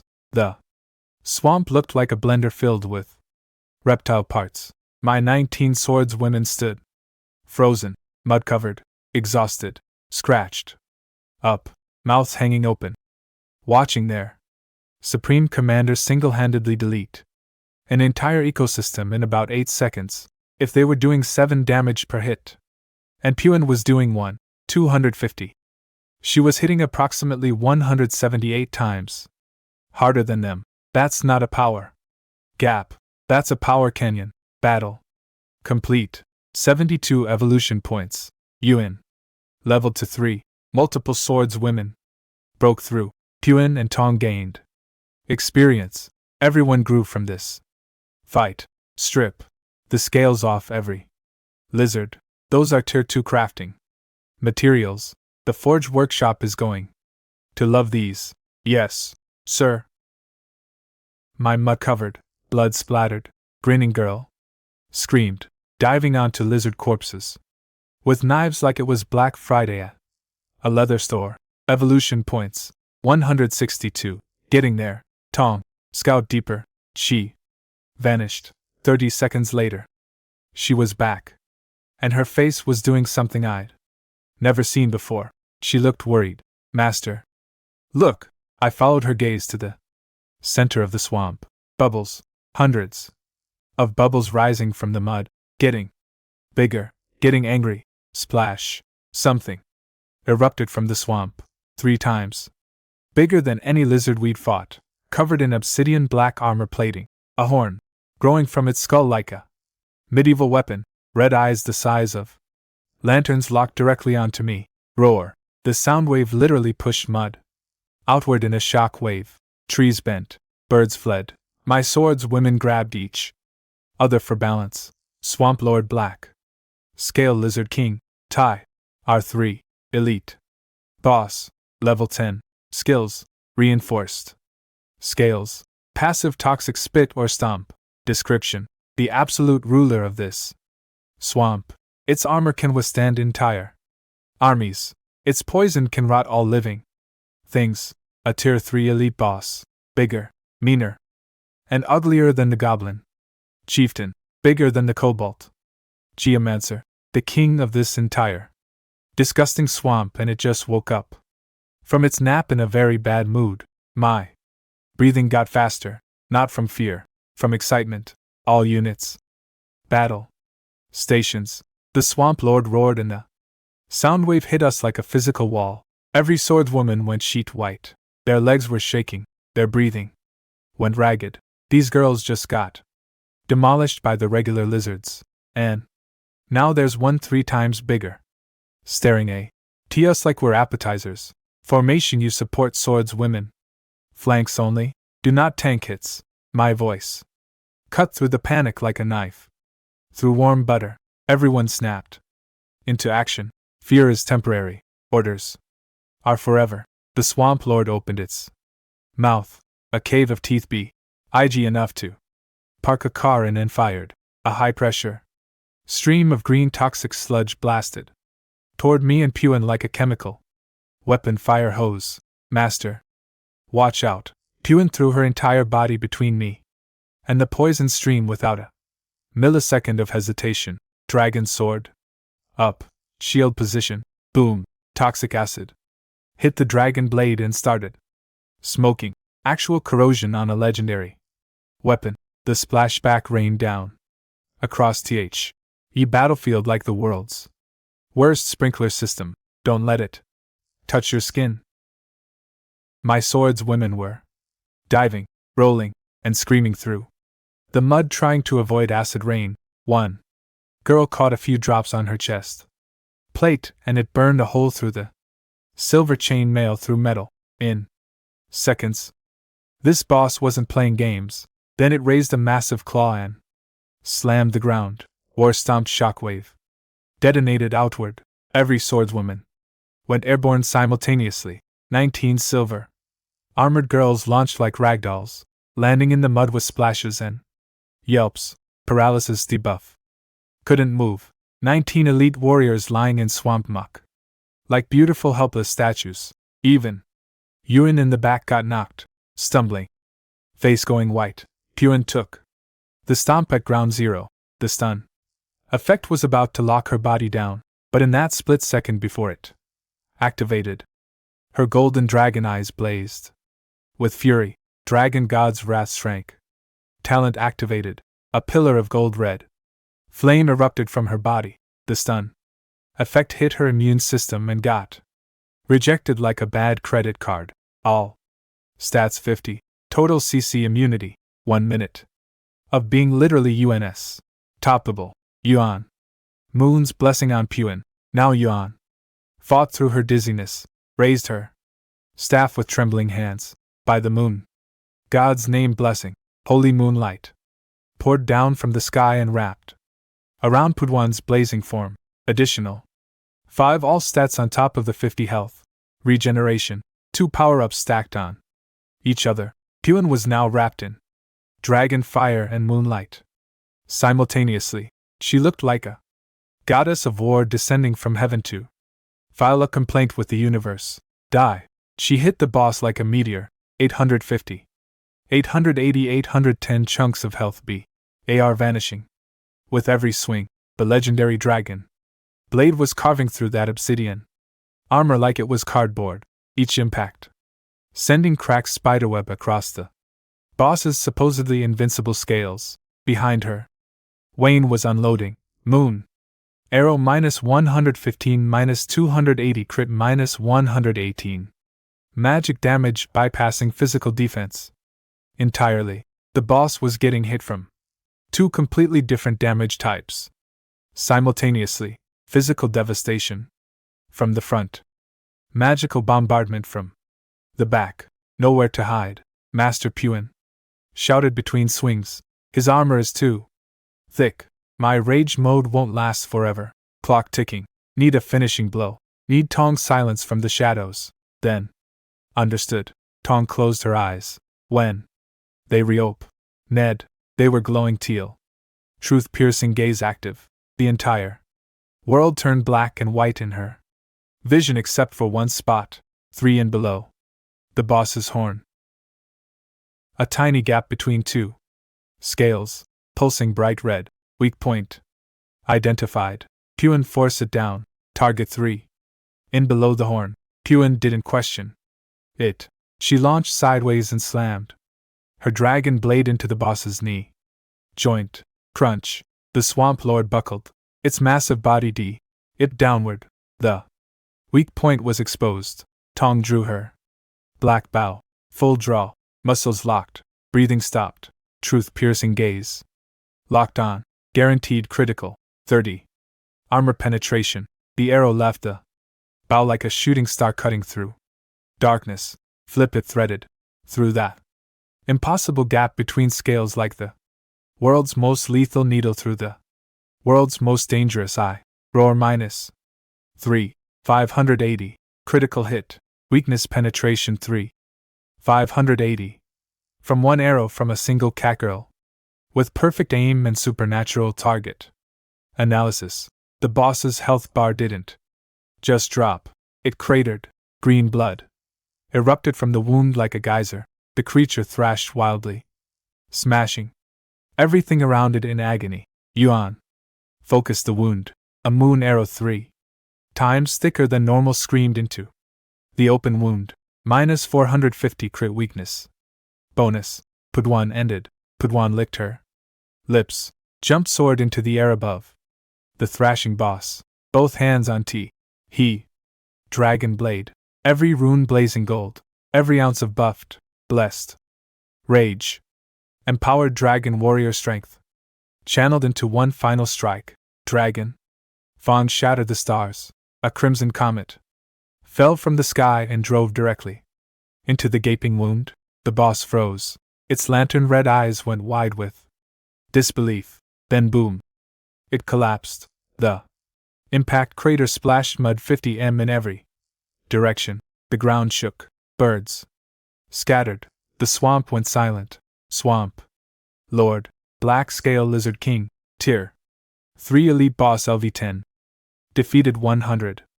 Evolution points. Pudwan leveled to 6. Tong leveled to 6. Yuan leveled to 5. And then the real reward. All 19 swords women lit up with golden light. Simultaneously, the boss fight experience was so massive it catapulted every single one of them to level 5. In one shot. 19 instant level ups.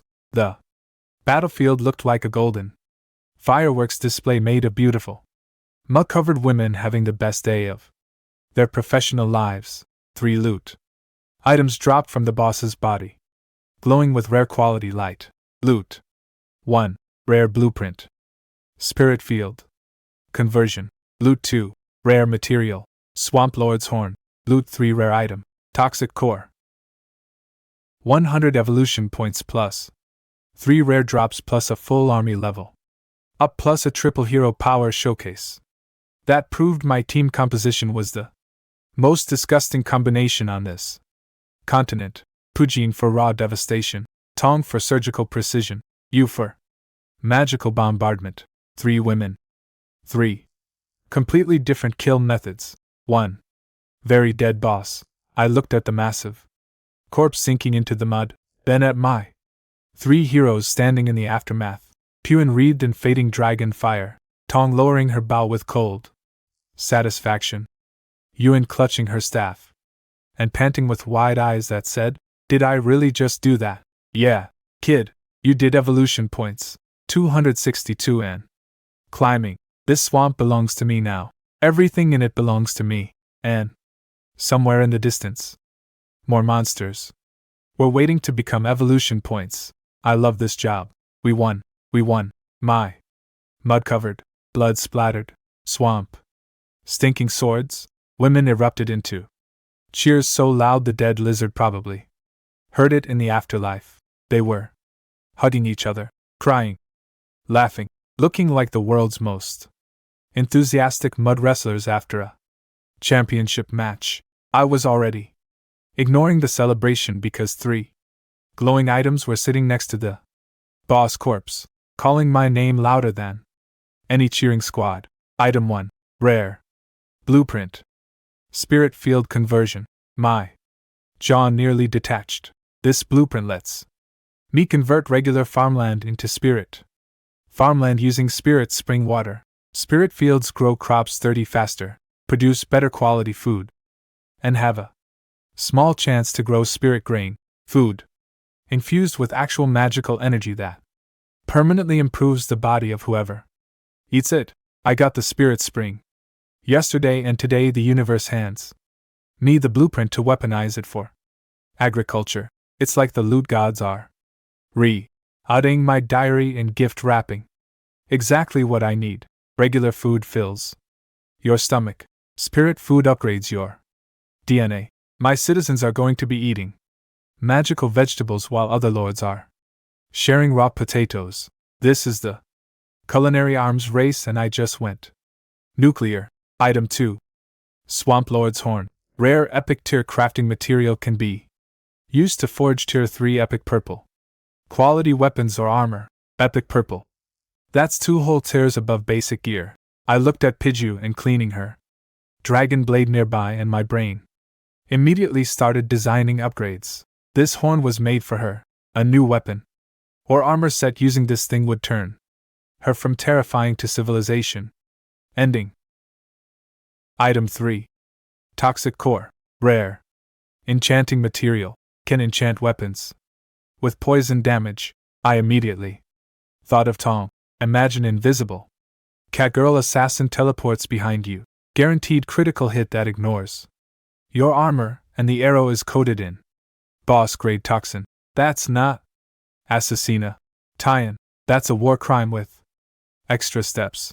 My girls finally noticed how disgusting they looked. 19 beautiful faces covered in black mud, green lizard blood, and swamp stench. Silver armor caked in filth so thick you couldn't tell it was silver anymore. They glanced at each other, realized they all looked like creatures from a horror movie, and collectively turned red with embarrassment.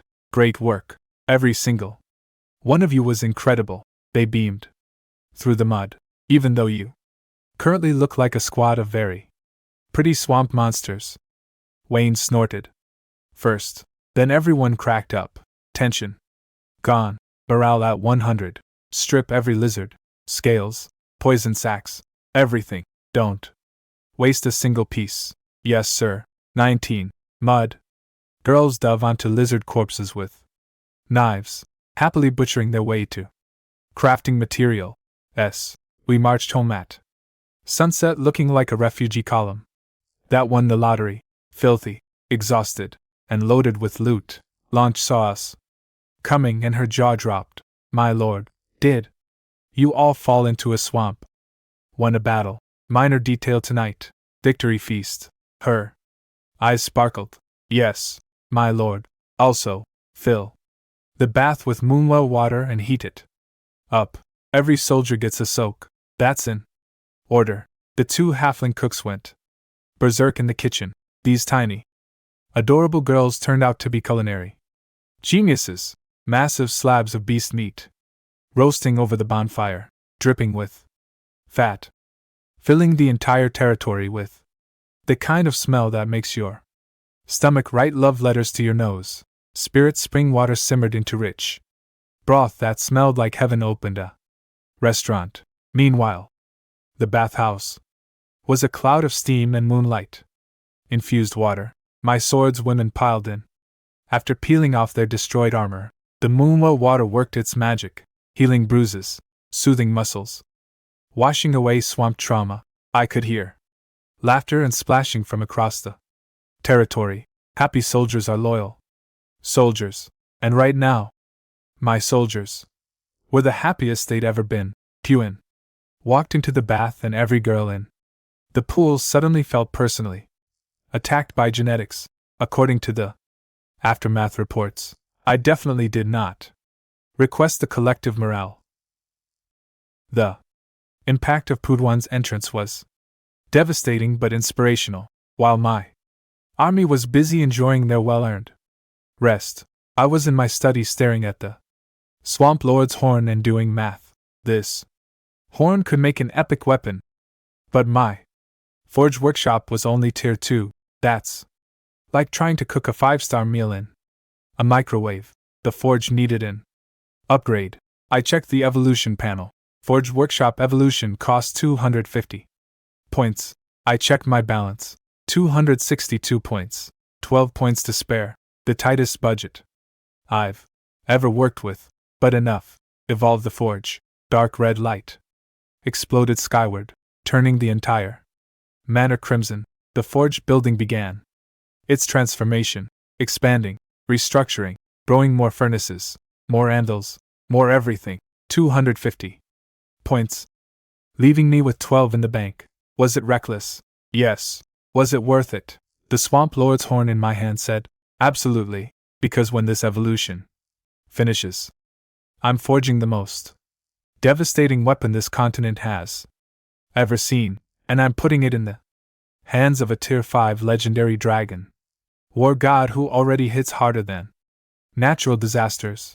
Wong Tong, if you're reading this somehow, start running. You've got about 4 days of newbie protection left. And I've been very productive. The forge evolution hit the night sky like someone detonated a star made of molten metal. Half the territory turned red. Girls in the bath stopped mid-splash. Girls at the bonfire dropped their meat skewers. Everyone was staring at the forge building as it transformed into something that looked ripped straight out a steampunk fever dream. Dark red alien metal replaced the stone walls. Dwarven runes, actual dwarven runes carved themselves across every surface. A massive smoke stack erupted from the roof, punching into the clouds, belching sparks and smoke like an industrial dragon clearing its throat. Forge Workshop Tier 2 evolved into Dwarven Forge Tier 3, Rarity Rare. I read the stats and my knees went physically weak. Effect 1. Master. Forging. Resource cost reduced 15. 20. Chance to craft rare blue quality gear. 5. Chance to craft epic purple quality gear. Effect 2. Rune enchanting. Unlocked. Can now enchant weapons with elemental damage or special properties. Sharpness. Durability. Poison. Effect 3. Alloy smelting. Can combine multiple metals to create entirely new alloy materials. Epic weapons. Enchanting. Custom alloys. I went from guy with a basic workshop to owner of a legendary forge that can produce divine equipment. 5 epic chance means roughly 1 in 20 items comes out purple at scale. I'll be mass reducing gear that other lords can't even dream of finding in treasure chests, and that enchanting function. I looked at the swamp lords Horn sitting on my desk, then the toxic core, then I imagined Pidgeon swinging. An epic dragon blade forged from boss materials, and I imagined Tong shooting arrows enchanted with lethal poison that also guarantee critical hits through armor. I started laughing, couldn't stop, just stood at the window cackling. Like a villain who realized the heroes forgot to show up. Outside, the celebration was already in full swing. My sword's women had emerged from the moon, bath looking like they'd been reborn. Clean white linen clothes, glowing skin, hair flowing, all traces of swamp nightmare completely erased. The moonlight water had done something magical to their complexions. Every single one of them looked like she'd just walked out of a skincare commercial. Filmed in heaven, the halfling cooks were performing miracles at the bonfire, beast meat roasting until the fat crackled and popped, sending clouds of the most incredible smell across the territory. Spirit spring water broth, simmering in massive pots, each spoonful basically a liquid health potion. These tiny girls were worth their weight in gold, possibly more than gold. You can't eat gold. Yuan was surrounded, dead by swords. Women showering her with compliments. Yuan, you were amazing. That moon arrow deleted that lizard. Without you, we'd all be dead. She was turning every shade of red that exists. Fox ears vibrating with embarrassment, 3 tails curled, uptight in shy mode, waving her tiny hands frantically. And no, it was all because of Master, a room full of battle-hardened warriors reduced to cooping at a blushing fox girl. Peak territory morale. At another table, brave swords women were toasting Puan, who had ditched her dragon armor for a tight red outfit and was demolishing a roasted beast leg with 0 table manners and maximum enjoyment.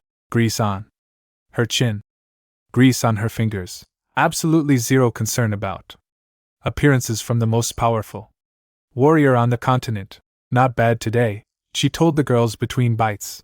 You were pathetic against those lizards, but pathetic with heart. I respect that, thank you, General. They chugged their fruit wine and turned crimson. Getting complimented by Pudgerin was apparently equivalent to receiving a medal. Tong sat alone in a corner, silently sipping broth, looking like she'd rather be invisible, but even her usually ice-cold eyes had thought a degree or two, somewhere deep in that assassin's soul. She was enjoying herself. She'd never admit it. I'd never ask. Then I walked in. Everything stopped. Every girl stood up simultaneously like someone hit a pause button and then an attention button. 40-something pairs of eyes locked onto me. The looks I was getting: worship, admiration, gratitude, and something hotter that I'm choosing not to name for professional reasons. Sit down. Tonight you're heroes. Relax. I sat at the head table. Puan materialized next to me instantly, practically glued to my side, radiating heat and alcohol fumes, smelling like campfire and danger. Master. Her voice was husky from the wine. She grabbed a dripping meat leg and held it up to my mouth. Eat. You need energy. She was feeding me with her hands while pressing against me with those eyes, doing that half-lidded, smoldering thing. Dragon warriors have 0 concept of personal boundaries. I bit the meat because refusing a slightly drunk Tier 5 legendary war god feels like a bad survival strategy. That big lizard was too easy. She pouted. Next time find me something harder.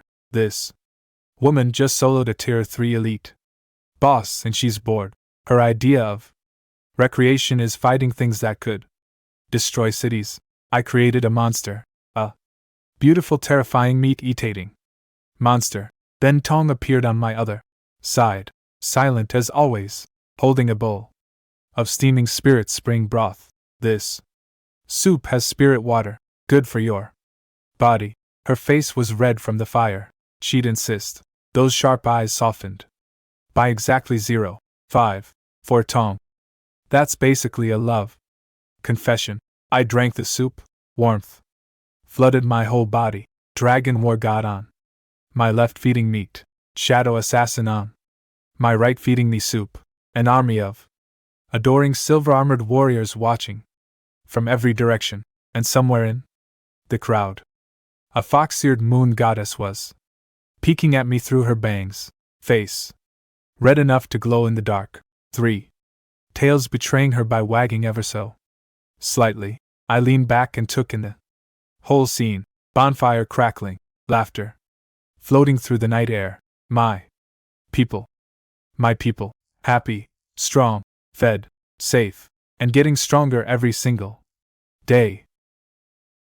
12 evolution points in the bank, a dwarven forge ready to produce legendary weapons, epic crafting materials waiting to be shaped, an army that fights, bleeds, bathes, and celebrates together. 5 days of newbie protection remaining, 5 days to become so powerful that when the barrier drops, nothing on this continent will be ready for what walks out. I bit into another piece of meat, looked up at the stars, and smiled.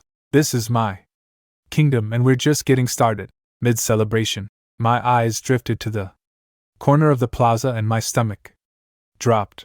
Roasher, sitting alone, drinking soup, silver hair catching the fire. Light, beautiful, deadly, and completely left out. A wave of guilt hit me like a truck full of shame. This woman was my first hero, my first evolution. The one who carried me through day one when I was with a wooden stick. She single-handedly slaughtered 80 goblins in one night so I could build everything I have. She trained 6 hunters from scratch without being asked. She ran reconnaissance missions. She did everything right. And I forgot her. Twice. 2 major battles. And I didn't even bring her along. I was so busy evolving Puan into a dragon demigod and turning Yuan into a fox goddess that I completely neglected the woman who started it all.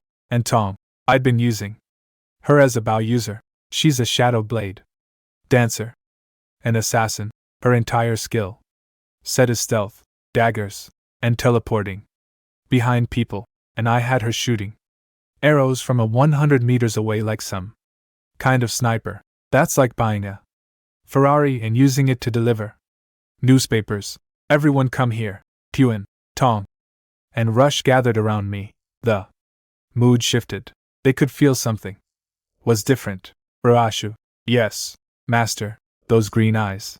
Still calm, still professional, but hiding a loneliness I should have noticed weeks ago.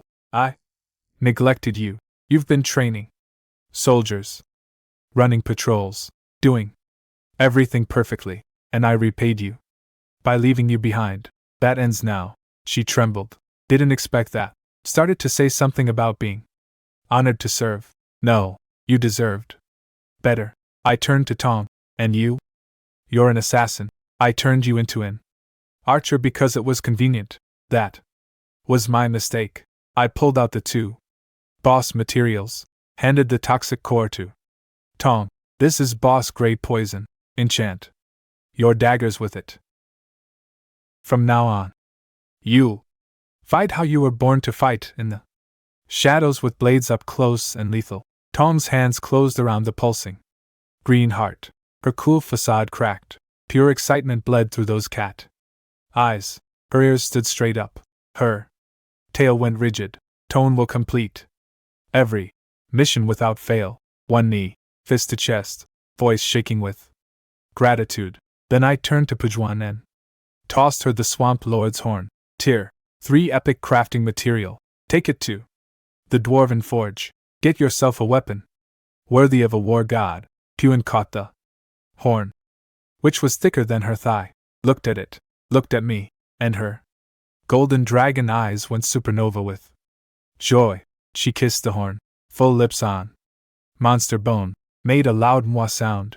Zero shame, master. I love you. She screamed it at full volume in front of the entire army. 40 women heard that. Nobody was surprised. Puan grabbed the horn, grabbed Tom, and they sprinted toward the forge like two kids racing to a candy store. Then they came back 30 seconds later looking like deflated balloons. Master Puan's face was the color of a tomato. We can't figure out how to open it. It needs a professional blacksmith. I stared at her. Hen at the forge. Then back at her. I had a tier 3 epic forge. Tier 3 epic. Materials, 2 of the most powerful warriors on the continent, and 0 blacksmiths. I built a Lamborghini factory and forgot to hire mechanics. Incredible strategic planning on my part. Nobel Prize in Leadership. It was 10:47 p.m. Recruitment resets at midnight. Everyone. Party continues. But at midnight, we're all gathering at the Spring of Life. I need this recruitment to deliver a miracle. The next hour was the longest of my life. Juan was pacing outside the forge like a caged tiger, those long legs eating up ground back and forth, hugging the horn like a teddy bear. The swords women were placing bets on what would come out of the spring. Tom was sitting in a shadow, holding her toxic core, occasionally sniffing it like it was perfume. Midnight. Recruitment refreshed. August 8th. I slammed that button so hard I almost broke the interface. Recruit.